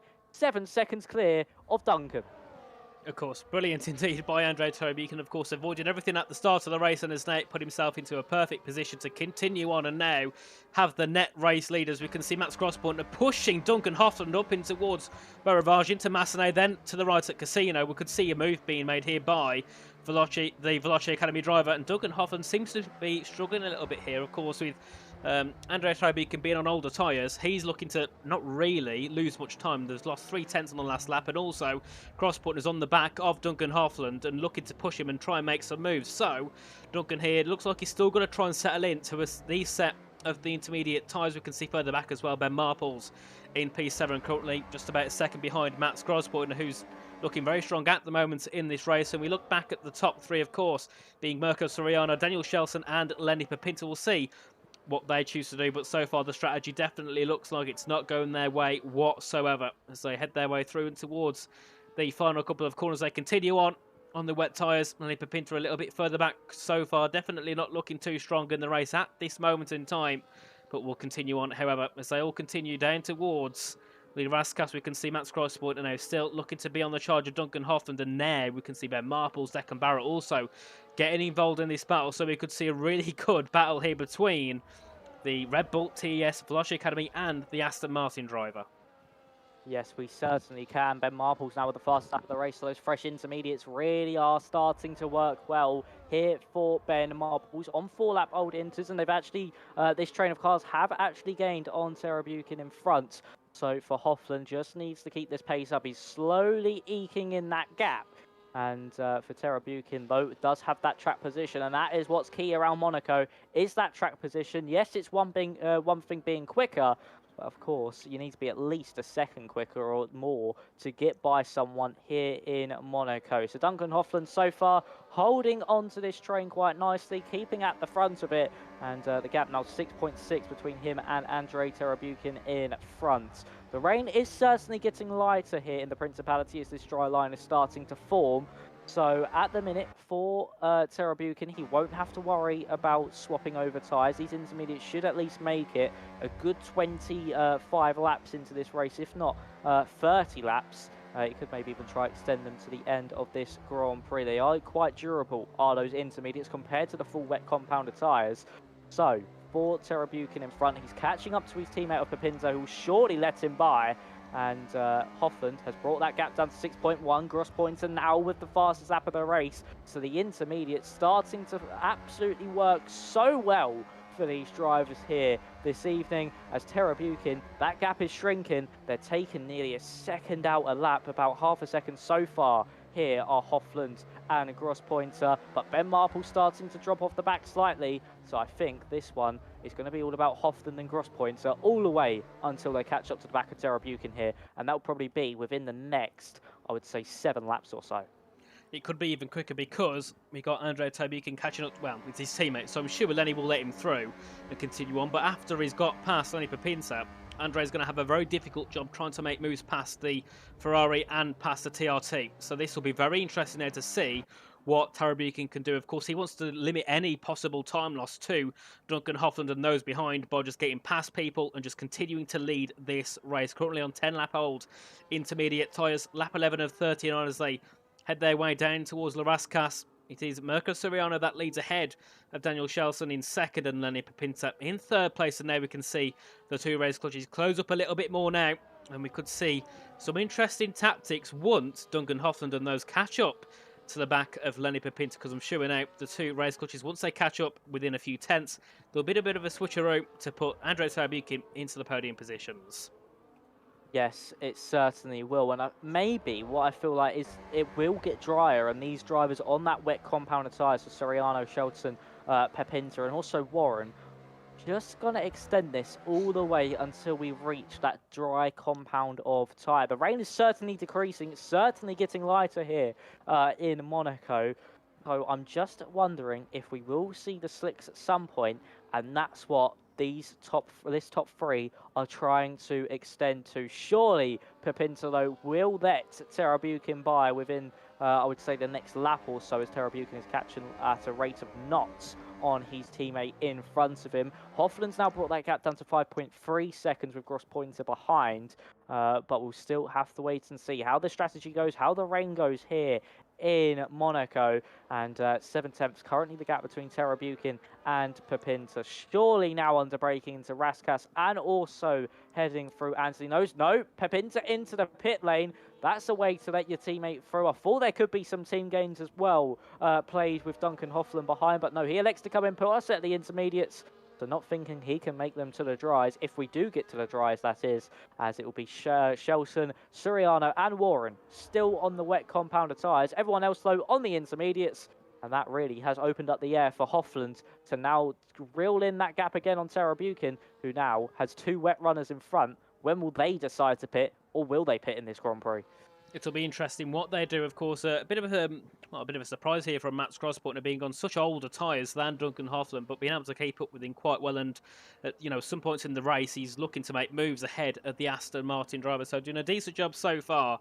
Is the Veloci Academy driver ahead of Ben Marples, of course, who was the man who we was looking at in terms of pole position earlier on, but unfortunately didn't get that in the end. He started P4 and currently runs in P6 behind Max and ahead of Declan Barrett, who was also one of those who started near the back of the field, down in P19 it was for Declan. So he's doing a nice job here to just try and minimise that damage that Red Bull had at the start, starting dead last, of course, his teammate Liam Parnell in P11 as well, so just outside that top 10, but still will be earning well-deserved points for the team. And Dylan Warren, surprising to see him stay out on a set of the wets, considering he's so far back, and once he pits, he'll drop down probably to around P18, as we can see. Daniel Shelson now make a stop, I believe, for a set of the intermediate tyres. It will be for a set of the inters, and he will continue on as Duncan Hoffland sets the fastest lap ahead of Ben Marples now, who sets the fastest lap. And they're all catching in. The track is getting better and better now as they continue on. The track's getting drier. I think we could even see dry tyres near the end of this race with the way the track's drying up now, because the rain's getting lighter, the track's getting drier. It's going to be it certainly will be an interesting ending to this Grand Prix. Yeah, it certainly will, of course. That rain constantly getting lighter, and for Terabukin now, I've been on board with him in the past lap, and he really is starting to make some mistakes on those 13-lap-hold intermediates. That's why Duncan Hoffland is closing and closing that gap down at such a rate of knots and just so quickly. It just seems that Terabukin's just got no grip anymore on that intermediate tyre. Maybe it's just pushed them too hard in that opening stint, or just doesn't have the confidence on them still after 13 laps. And Hoffland, 3.1 seconds is now the gap as we're on lap 14 of 39. But I do certainly feel like we might see a cameo from the dry tyres come the end of this race. It all depends on if that rain does stop falling Suriano into the pit lane as well. I'm surprised by the strategy that those top 3 pulled off there. Unless they're expecting it to go drier earlier, I'm surprised they've decided to extend, because Monaco, of course, is a circuit difficult to overtake. If it was somewhere like Texas last week or Silverstone, I wouldn't be too perplexed by an overcut, try to get those fresher intermediates, but we'll have to wait and see as Shelson's actually come out in front of Suriano now, and Pepinta nearly came out in front as well. It's actually going to be a drag race up Beau Rivage. No, it's not. Pepinta just blocked off there from Suriano heading up into Massenet, but that gap really starting to fall down between that top 2. 2.2 seconds is the gap. Hoffland gaining by 1.5 seconds a lap here. He really is starting to put some pressure on Terabukin in front. And of course, on this gap here between Mirko and Lenny has shown how quick the intermediate tyres are. The gap was 3 seconds before Lenny Pepinta went into the pit. It's now 0.5 seconds, so he gained a lot of time, over 1.5 seconds a lap nearly, on Mirko Suriano when he was on those intermediate tyres. So they are definitely, by far, the tyre to be on in this race as they continue down through the tunnel in towards the Nouvelle Chicane, currently sitting P8 and P9. Then ahead of them, they got Daniel Shelson, who's got a 6-second gap to Riccardo Benzoni. So he's got a lot of work to do now to bring that gap down. But he is in clean air.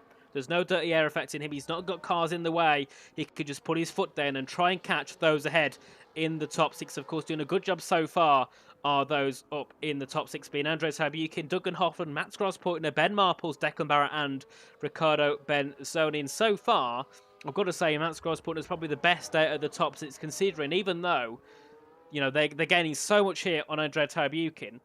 Mats is also on the same tyres, and he's actually keeping quite well on the back of Duncan Hoffland here. Yeah, he certainly is. He's really got some good pace on those intermediates. I think it's mainly just an overall confidence issue maybe here for Tarabukin. Maybe just not confident enough on the power to really push that tyre as he possibly can. But yeah, Grossportner doing a really good stint at the moment on those intermediates. 15 laps old compared to Hoffland's 8, and still keeping up with the Aston Martin driver. It's 1.6 now, that gap between the top 2. But Grossportner started 16th on the grid. now up into that top 3. A really good race here so far from Gross Pointer. We'll see if he's able to get in front of Hoffman. But yes, they're catching Terra Buchan, as I said. They still have to get by. That is another thing. It's Donoso and Salsa going side by side. Donoso has to go across the chicane. Salsa will try hold this one to the inside line. This invites Benea as well to look to the outside foot to back on Salsa. Is he going to be able to get it through? No. Benea just having to board that one. And Maria to the inside, and unfortunately squeezed into the wall, went to the inside through the swimming pool chicane. Maybe should have backed out of that one before he even tried it, but into the wall, pick up a bit of front wing damage. Now has to manage that till the end of the race. He's staying out on the road, and that gap up in front, less than a second now. Hoffland really starting to gain on Terra Buchan, but still around Monaco, easy to park the car in the middle of the road. But just look how little grip Terra Buchan has over Duncan Hoffland behind. And we can see here the gap to leader, how far back some of those drivers are. We can see Dylan Moran, a 10-second gap between himself and Lenny Papunta, which really harms all those further down. Liam Parnell below are really harmed in this because of how, obviously, Dylan Moran wants to go to a set that drives, I presume, so he just wants to hold everyone up so he can keep that P10 position as they continue their way on. Of course, at the front, Duncan Hoffman closing in quickly between himself and Terra Buchan. Should be a brilliant battle as they head their way through towards the Raskas and then in towards Antoniano's very shortly, and Max Grosspointer there just waiting, sitting on the back, hoping those two come to a bit of contact. Maybe one of them gets a bit of damage so he could try and work his straight way through and try and get onto a second or first place position as they heading towards Sandoval. And you can see Hoffman there closing in quickly. Terra Buchan's got no grip on those rear tyres as they head their way up. Beau Rivage, you can see now the slipstream helping as well as they go in towards Massenet. And Hoffland eager to make a move. Maybe we could see one down towards Mirabeau, in towards Turn 4 at the casino. Back on the bow goes Hoffland and Terra Buchan. No moves being made in towards Mirabeau. What about the hairpin? It's a bit of a risky place to make a move, but Terra Buchan's got no pace at all on these tyres, and Hoffland thinks about it. He goes for the move in towards the hairpin. There you go, side by side, going on board here with Grosspointers to watch the action. And Terra Buchan still keeps the lead as they head their way in towards Portier. Brilliant defence from the RC driver and a brilliant attack in there from Duncan Hoffland, and still can't find a move, but maybe now this is the chance. Down towards the Nouvelle Chicane, slipstream to his advantage, tries to go to the outside, makes Terra Buchan go deep to defend as they head their way through the hairpin and through the chicane, and still no move can be made. Brilliant defence here from Terra Buchan, and it just shows, Max, how easy it is to defend around this circuit. It certainly does. Really well done so far from Andre, as he's still got Hoffland pushing him through the second part of the swimming pool chicane. Not only is this inviting Hoffland to make moves on Terra Buchan, but this is now inviting Grosspointer as actually Terra Buchan into the pit lane. He's going to go for a fresh set of those intermediate compounded tyres. So now the race is between Grosspointer and Hoffland. This is now for that race lead, and we can see what the Veloce Academy driver can do and maybe get past the Aston Martin driver to get that clean air and have acres and acres of space in front of him. So Grosspointer all over the back of Hoffland. Could we see an aggressive move from him to the inside of the Grand Hotel hairpin? And during all of that, Hoffland was shown the wall slightly, heading into Lower Mirabeau, trying to slide the rear end round. Is Hoffland just to try and keep that car in the middle of the road and stop Grosspointer from having any attack on the Aston Martin driver? I reckon we're just going to see this so far. Just going to see Grosspointer sitting behind Hoffland. There's no real need to go for an overtake just yet. Yes, Ben Marples is getting close. I don't think he'll get close enough, though. But Terra Buchan into the pits for a fresh set of intermediates. That now raises a question.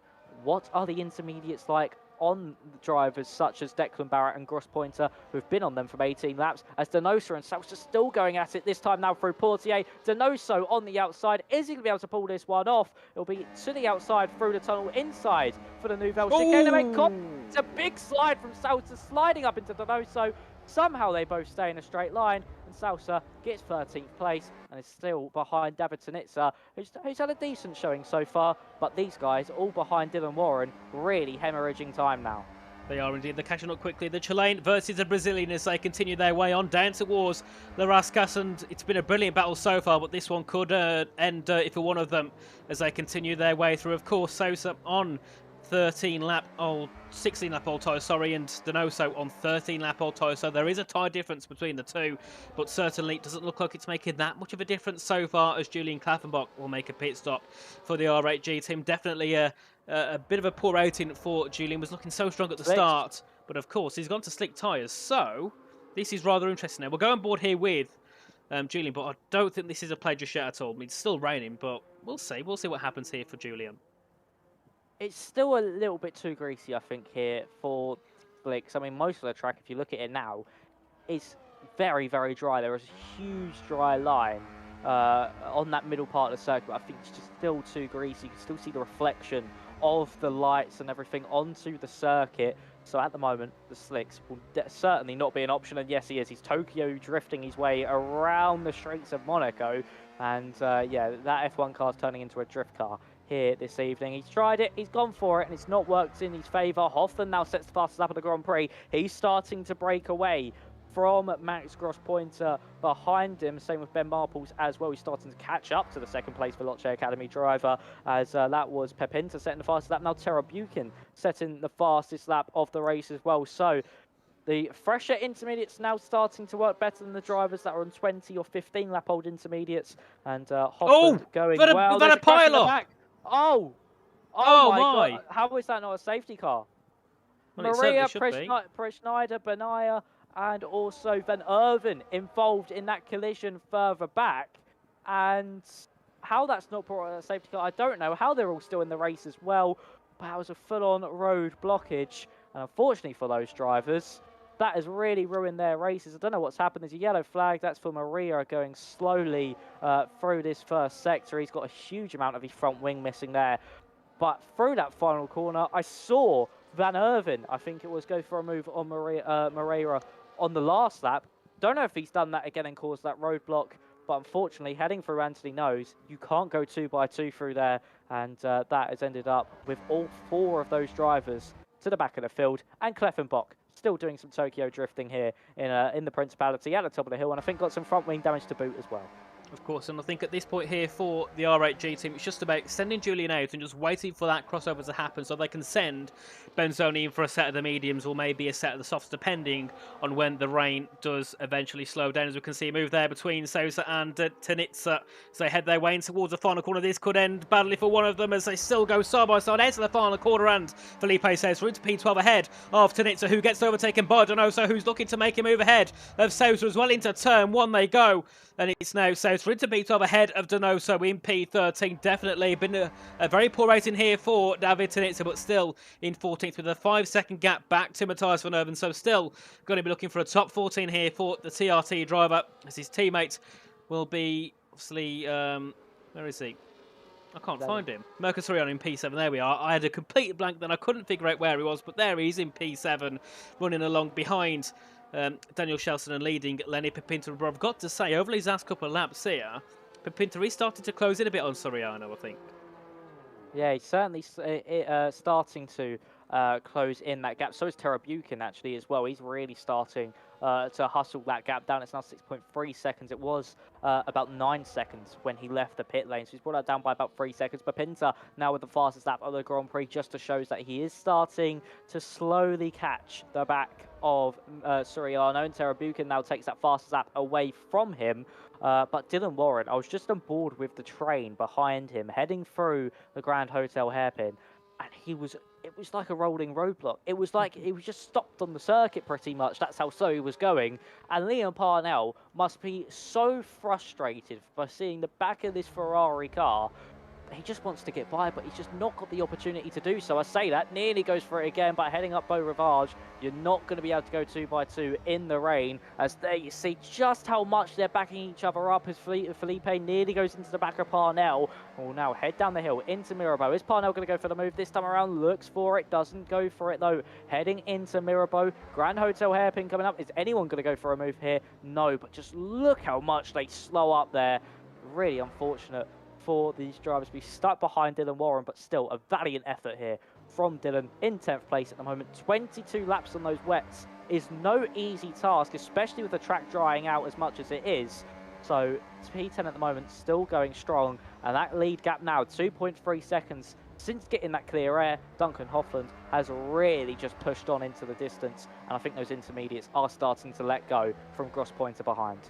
They are indeed, as you can see. Ben Marple's now looking to make an overtake ahead of the Velocity Academy.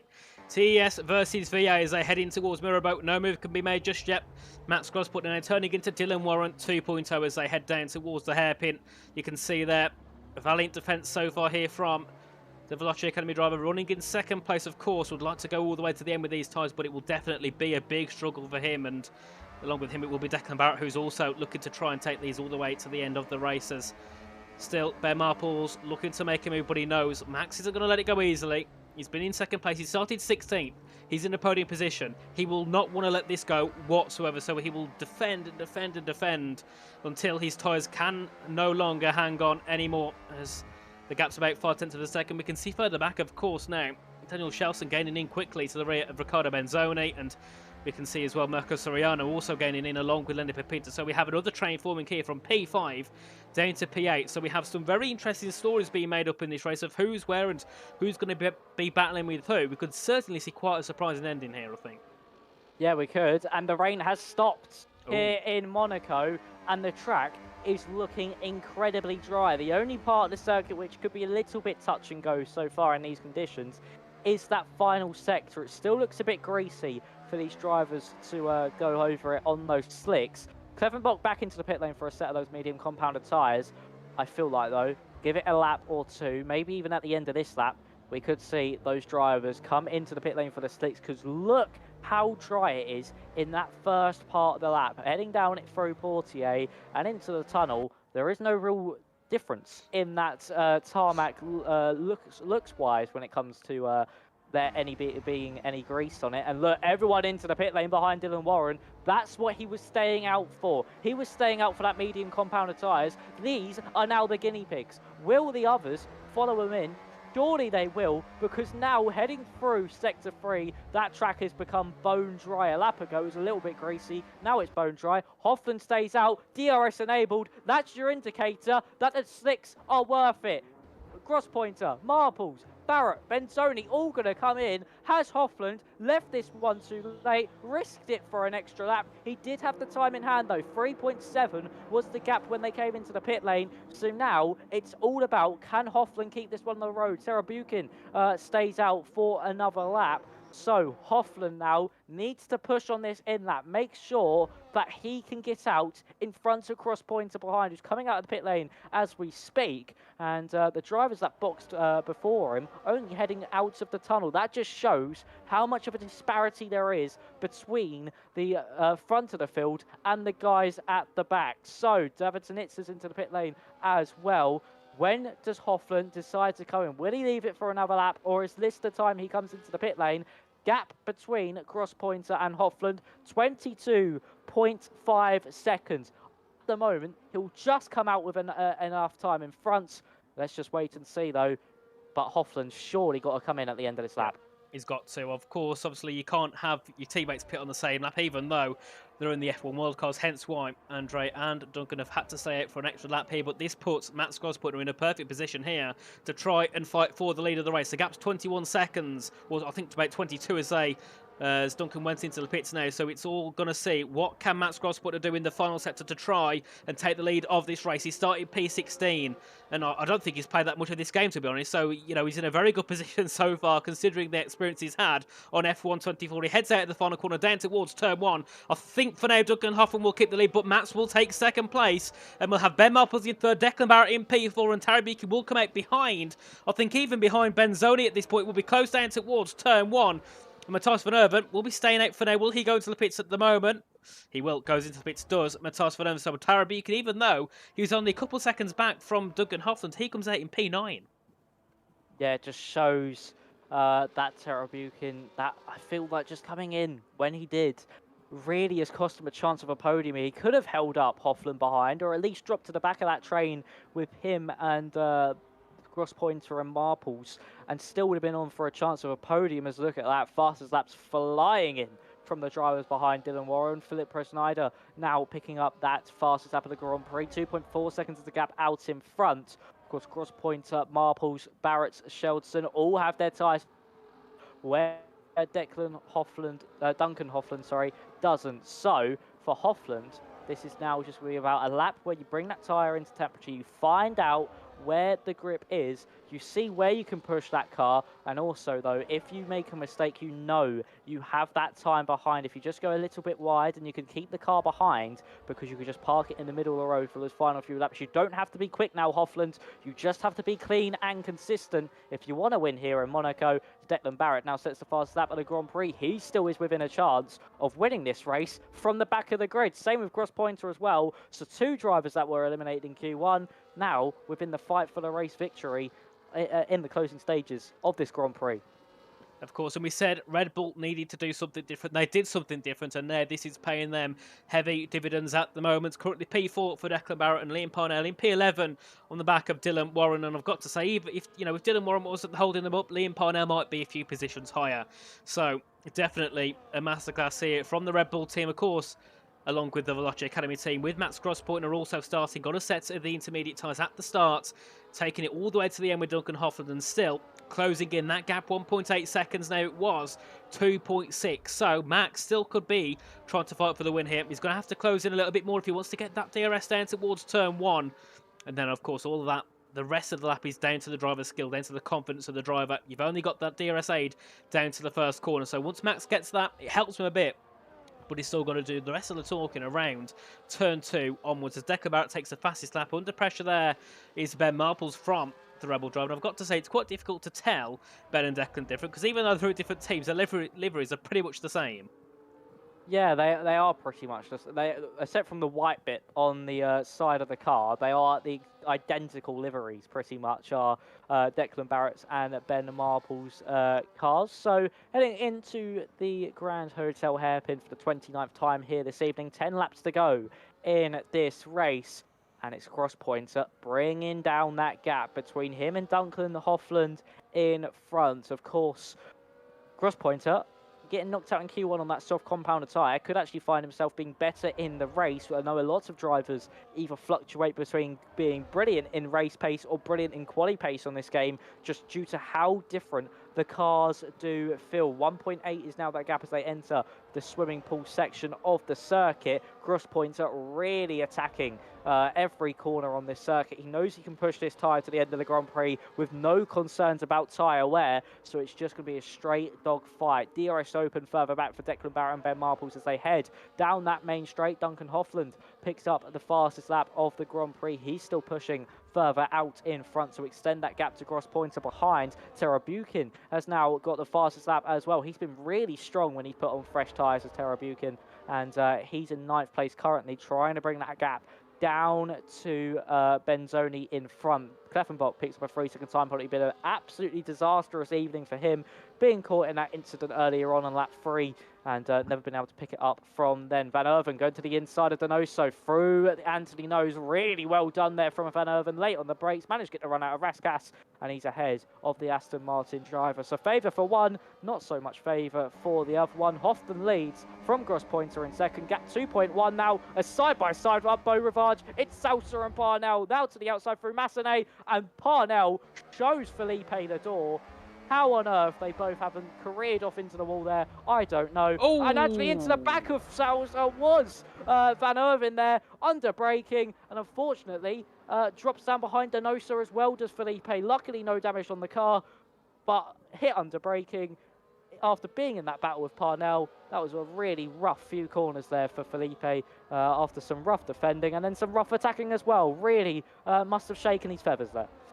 Certainly. Van Erven, you can see there with a bit of damage on his front wing as they continue on. Of course, Donoso then in 13th, looking to also close in here on Van Erven, knowing that the car in front has got front wing damage. But I've got to say still, it's just not going well for Williams. They're currently sitting 12th and 17th. They're bottom of the table. I think they still might be 10th in the standings after this race, which is certainly not where they want to be.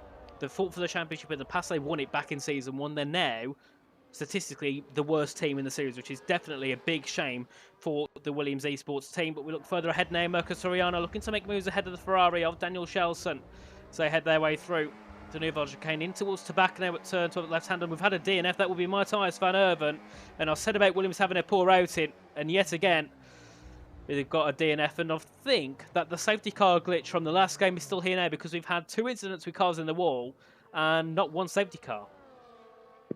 Yeah, and we also had that incident earlier on with the likes of Van Erven, Benea, Presneider, where they blocked the whole circuit and nothing came out at all, not even a virtual safety car. So, yeah, I think that glitch might still be in the game. Virtual safety car for a car off at Casino. It's been cleared up quite quickly, but a safety car would have completely ruined Duncan Hoffland's advantage. So I reckon he's happy that the virtual safety car has come out there. It's the best scenario he possibly could have gotten. Kleffenbach onto the softs. He's going to try go for a lap, for fastest lap, sorry, at the end of this race.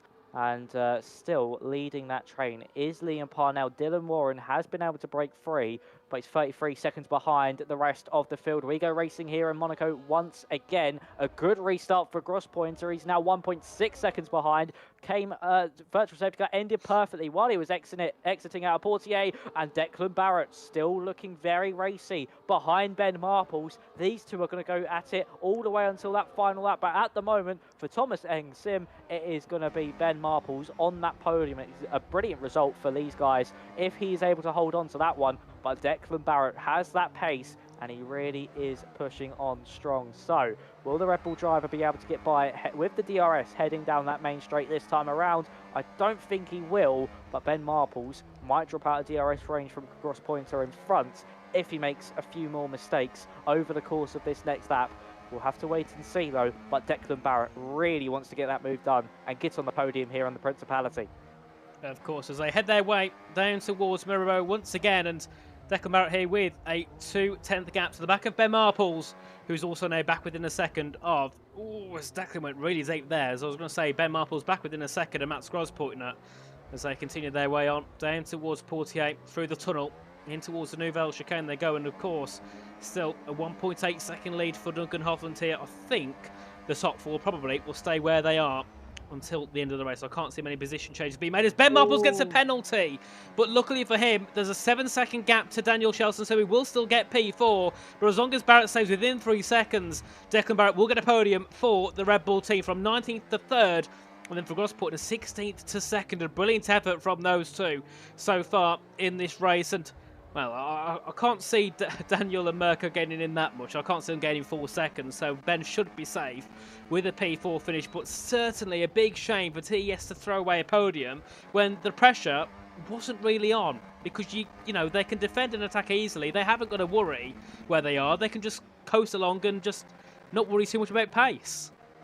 Yeah, just sit in the middle of the road and just not allow Declan Barrett through. And unfortunately for Ben, I think that was actually one of the times where he wasn't actually the most pressured by Declan Barrett behind a lap ago. He really was. I'm surprised he didn't get that penalty then. But Ben Marples now has that penalty. He's starting to push on. He wants to break this gap to Declan Barrett behind. You can see how much battery he's using down that into the tunnel and into the Nouvelle chicane. Donoso and Parnell now going side by side into turn 1, and Donoso picks up that position. He's up into 11th place now, 5 seconds behind Dylan Warren, and side by side up by Ravage. It's a revenge this time around for Felipe. He's able to get past Parnell into Massenet, just like he tried to do a few laps ago. Was shown the door, but this time for Felipe, able to sneak to that inside and get by into the inside, and Parnell shows him into the wall at Mirabeau. And once again, Mirabeau causing problems with Parnell, with an incident involving Parnell earlier on in Massenet, and for Tanitsa, unfortunately drops him down to 15th place behind Presneider, but luckily only drops 1 place in all of it, but that'll be him finishing in 15th place for the rest of this race. But further up, Ben Marples all over the back of Gross Pointer, who's going to try hold on to this one for 2nd place. Of course, still, Ben Marples looking to make an attack there. Nearly hits the back of Mats going in towards the hairpin and then continues on. Just still trying to find a move, trying to get past the Veloce Academy. Of course, at the front still, Duncan Hoffland has a big lead, 2.8 seconds there. You can see Max isn't really pushing hard because he just wants to defend that position from Ben Marples behind in 3rd, and of course Declan Barrett in P4. Of course, the thing they've got to be wary of now is track limit penalties. Of course, it's very easy to get a track limit penalty around here when you're not really focusing, and if you're trying to push a bit too hard. So that's what really those like Duncan, Max, and Declan have got to think about. They need to make sure they don't get any of those penalties. They want to limit any possibility of them losing positions or losing time on those around them as they continue on down towards Sandoval. And we can see further behind Mirko Soriano. So frustrating for him. He's just trying to find a way past Shelson, but can't. He's tried every single corner pretty much. He's tried it with DRS, battery, everything, but he can't find a way past Daniel Shelton as they head up the hill now through Beau Rivage. Looking to close in now. Battery being burned by Soriano. This is for the top 5. To the outside goes the TRT. The Ferrari to the outs, to the inside, and still no move can be made by Mirko Soriano. What about down towards Murabo? To the outside goes the TRC. Switches it back to the inside, and still nothing can be done here. The defence is it's too harsh here for Mirko. He can't find a way past. He's got to try and force his way through. And if he's not careful, these two could get into a little bit of contact because Mirko is certainly not happy here at all. No, he certainly isn't. He wants to get that move done on Shelson in front. Of course, that will promote him up into 5th place. Schneider now with a 3-second time penalty in this Grand Prix. Lap 36 of 39. Schneider picks up... no, he already picked up that penalty, sorry, as he now heads into back with Soriano. Still over the back of Shelson in front, but he's got to be careful with Pepinta behind. He actually taps the wall slightly, heading through the second part of the swimming pool. This could allow Pepinta to try and get that run out of Anthony Nose and try and get the move done on Soriano in front. Glory for one TRT driver at the moment, up in 6th place, and for the other one, unfortunately, with that incident earlier on, drops him down to 15th place. So for Soriano, still looking to try and get past Shelson, but this time around not close enough for that run up Beau Rivage. And I think it's just going to have it stay that way for the next lap or so. Duncan Hoffland up in front, 4.2 seconds clear, but an absolute dominant display from the Aston Martin driver. Gets in pole position, and he's gone on so far to drive an absolute superb race and just get the consistent laps in that he needed to and keep it out of the walls. He's driven his own race really, not worried about the cars behind him, especially when Gross Pointer was putting all that pressure on behind. But Hoffland at the moment still leading strong, 4.1 seconds is that gap, and Ben Marples not getting close enough to Gross Pointer in front, and that's allowing Declan Barrett to come back for maybe another attempt at trying to get P3 on the road. Oh, there's a bit of damage there, I think, for Preshnade. Having a bit of contact with Parnell, I think, down towards Casino, as no front wing end plate at all on the car of Philippe Preshnade as they all head their way around. Lap 38 beginning now. Duncan Hoffman leads with a 4.1 second gap ahead of Ben Marples, who's now looking to back off a little bit more from Max Grossport and knows that he's not going to make the move, so would rather defend from Declan Barrett behind, who's still got an 8.5 second lead to Daniel Shelton. So the lucky thing is for these top four, if they need to, they can have a battle, and if not, they could just coast each other behind. Yeah, they certainly can, as we're now on the penultimate tour of this Grand Prix. Duncan Hoffland heading through the tunnel now and heading into the Nouvelle Chicane for the penultimate time. Even if he picks up a 3-second time penalty now, he will still have this race lead and still will win the Grand Prix here in Monaco. So now we're heading through to back and further back. Ben Marples under all sorts of pressure from Declan Barrett behind. It's going to be an absolute dogfight on that final lap between these two. So I'm sure Declan would want to win this one on the road to stop any threat of Marples removing that penalty. Soriano loses a place to Pepinta there. That has cost TRT massively into the back of Pepinta. There goes Soriano. He's really starting to push him here as we enter the final lap of proceedings. And unfortunately for Soriano, I don't think he's going to get that place back. Pepinta has just seemed like the faster car over the past 2 laps or so. And down to 7th place for the TRT driver. But further out in front, he has started his final tour of the circuit. Mixed conditions haven't helped him one bit. He got that pole position in qualifying when no one expected him to, as he now enters through Portier and into the tunnel for the final time. He'll see himself come back out into the lights. He got pole. No one thought he would. Everyone was thinking it would either be Ben Marples or Pepinta or Kleffenbach. But Hoffland got the lap out when he needed to the most. It was a wet to into strategy, which then saw him go onto the medium compounder tyres, and he has absolutely managed this race to true perfection. He's had that clean air, and he's utilised it the most. He's had pressure from Gross Pointer behind, but now heading through Anthony Nose, he can call himself a winner in Monaco in E-Series. It's going to be Hoffland at the line to win for Aston Martin. He's your winner here in the Principality. Gross Pointer from 16th will get second, and Declan Barrett as well from 19th on the grid to third. Those two drivers take a bow. They say it's difficult to overtake around Monaco. Not difficult for Gross Barrett. Superb drive from then, but Duncan Hoffland take a bow. What a well-managed race, and a 4.8 second gap as well at the end of it to top it off. Indeed, a superb drive from Duncan Hoffland at the front. He was pretty much in control the whole way through. There was never a point where anyone was in doubt of what Duncan Hoffland could do. He's done a superb job to win by 5 seconds ahead of Max Grossporter, who started 16th place, and Declan Barrett, who started down, I believe, in 19th place. Also a superb effort from those as well, and Ben Marples in 4th. TES yet again with a brilliant result in the top 5, and Daniel Shelton as well, getting the points in for Ferrari. Dylan Warren, he managed it well. With the situation he was in, he still got P10, and it's still decent points for the team. But championship-wise, it's going to be close. I'm not sure if it'll be Red Bull or Ferrari that take the lead here because of the point gap they have. I will try and quickly do the maths, and I think it could certainly be Ferrari taking that championship lead. Of course, 3 points. No, sorry. Shelton finished 5th, where Barrett finished 3rd, so that's 20 to 25 points. That's 5 points lost, and then they will gain a total of 11 to, I think, 4. So they will keep the championship lead with Red Bull, I think, heading in to Canada next time out. But that gap will have shrunk by quite a considerable margin. But wow, what a race that was. Well managed, as you said, by Dylan Warren. He was on the wets for so long until the dries. So absolutely superbly done from him. But your race order finishes as list. Hoffland from pole wins your Grand Prix here in Monaco. Grosspointer from 16th and Barrett from 18th, finish and round off the podium in 2nd and 3rd. Marples 4th, Shelton in 5th, Pepinta 6th, Soriano 7th, Benzoni, Terabukin and Warren round out your top 10. Donoso with a valiant drive from 20th on the grid up to 11th. Salsa in 12th. Tanitsa 13th on his return to racing.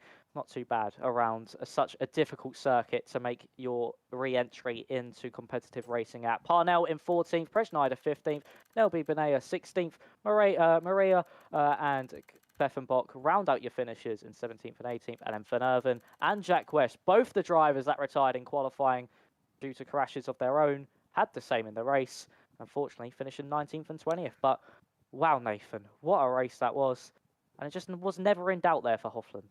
Certainly not. A brilliant effort from him indeed, and I nearly forgot to show the gaps, but I showed them in the end. But we'll head over quickly to the interview screen, as I'm going to drag in our 2 interviewees of the evening. And drag one in and drag the second one in. So welcome in. First of all, we'll have a chat with Declan. Declan, welcome in. Can you hear us? Yes, I can. Perfect. So a brilliant race. Started near the back. You, Liam, and I think it was Max and Andre all chose to start on the intermediate tyres, completely different to the others. And in the end, that worked out perfectly. Just give us a talk through how that race went for you as a whole. So we started on the inters. It was it's quite a ballsy decision because we didn't really know. We just sort of just did something out the blue, try and see if it worked. And then a couple of virtual safety cars went by. I think I made up a couple positions because of it, so that helped. And then, yeah, just tried to follow Max through the field, but some of the VSC that I think Jack retired sort of didn't help us as much because I think I'd have probably been ahead of Ben. So I think I could have took the fight a bit more to Max, but yeah, I think a P3 starting P18, you can't really expect much more. So I'm very happy. Yep, definitely.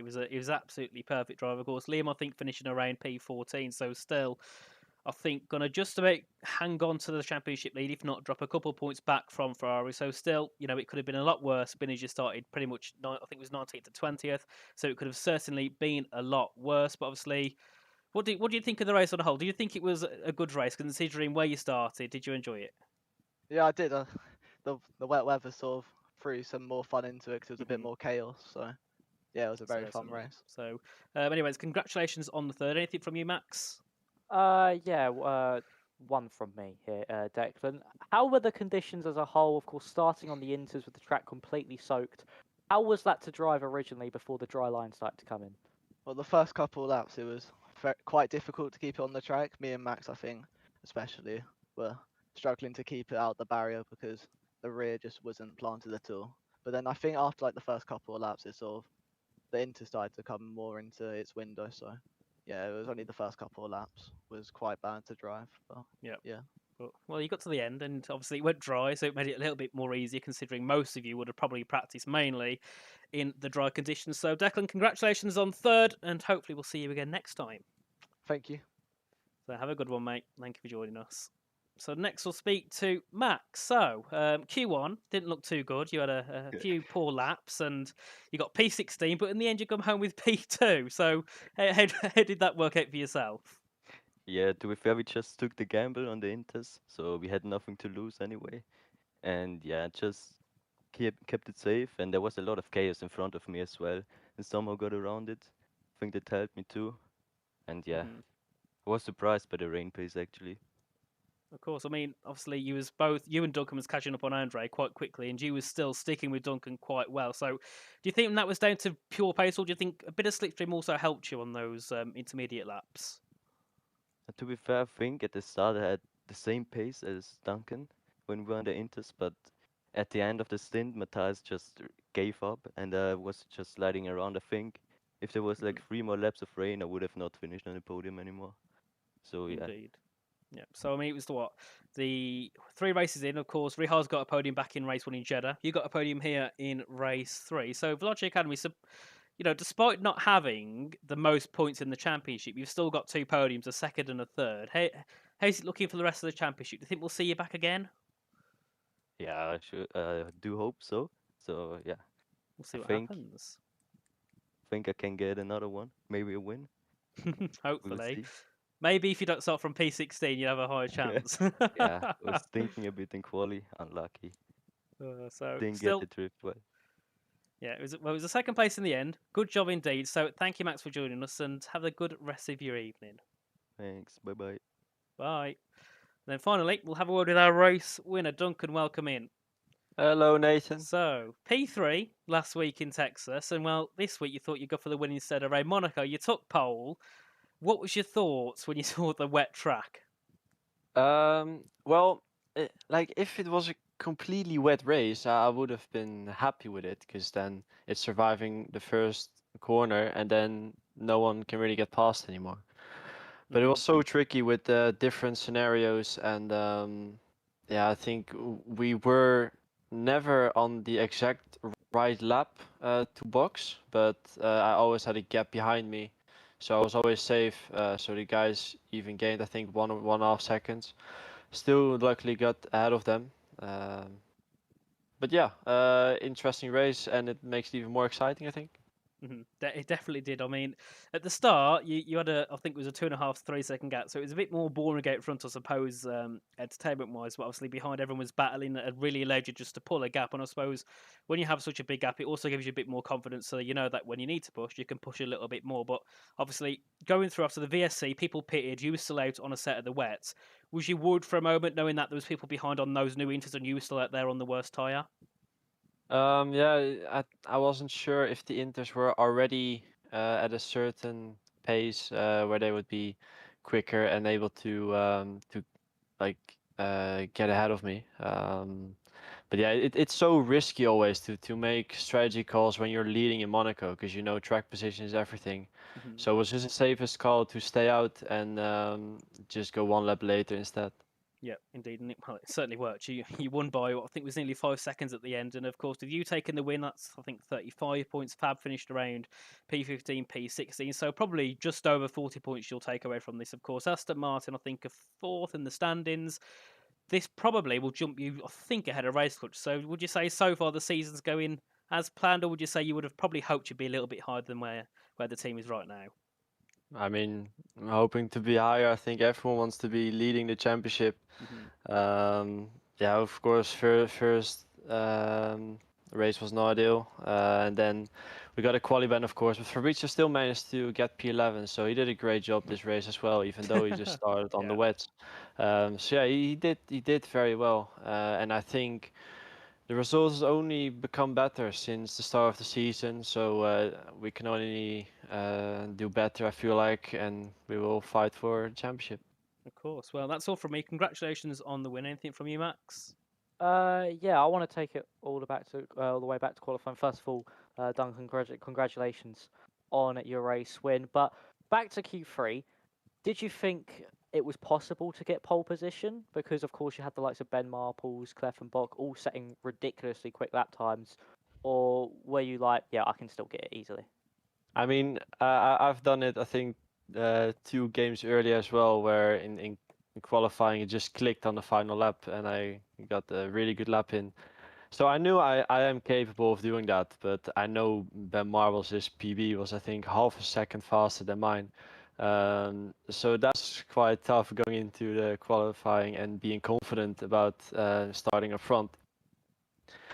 But yeah, there's always guys who maybe perform a bit less when it really has to be done, and I think I just got the best out of it. And yeah, I didn't expect it, but obviously I knew I can always perform well in session. Well, yeah. So, Duncan, mate, well done on the victory. Brilliant job indeed from yourself, and hopefully we'll see more of you up the top again. Of course, if you join us again next time, do you think you'll be back for round 4? No, because I'm not in my country. So So you enough. gotta hope that Aston Martin can try and cook up a win again while you're away. yeah, I believe in them. Oh, of course. So well done, mate, on the victory. Brilliant job from yourself and the team, and I'm sure we'll see you again sometime throughout the season. So have a good one, mate. Yeah, thank you very much, guys. Have a great evening. Ciao, ciao. You too. Bye. Bye. And there we are, Max. We come to the end of the interview stage. Always great to have a word with our drivers who finish in the top 3. And I've got to say, we was rewarded with a brilliant race for the fact it was Monaco. You know, the battle for pole was quite intense. We saw 2 people on the front row we didn't expect. We go into a race, it starts fully wet, goes to winter, goes to dry. So we had a really good outing in Monaco. Definitely a lot better than I expected. And also, it's E-Series fashion. You've got to have a good race. We had it last time out in Monaco in season 3. We had all the rain and people making positions and, you know, all that stuff. We had it again this time out. So I think that means Monaco should be back for season 5 if that ever exists. Well, hopefully it does exist because, but yeah, it was an amazing Grand Prix, and overall, for Monaco standards, Mhm. that was very entertaining. I mean, you had battles all the way up and down the field. Yes, there was a lot of trains, but still, the drivers were so close together, and it was so Tetris at some of those places. So, yeah, it was a really good race. I mean, thank you for having me here, Nathan. Thank you for letting me come and join you for a race around arguably one of the most historic circuits in F1. So, yeah, I mean, it was an amazing race. We were absolutely delighted with a spectacle here this evening. So, yeah, hopefully, same happens this season and we get more amazing races.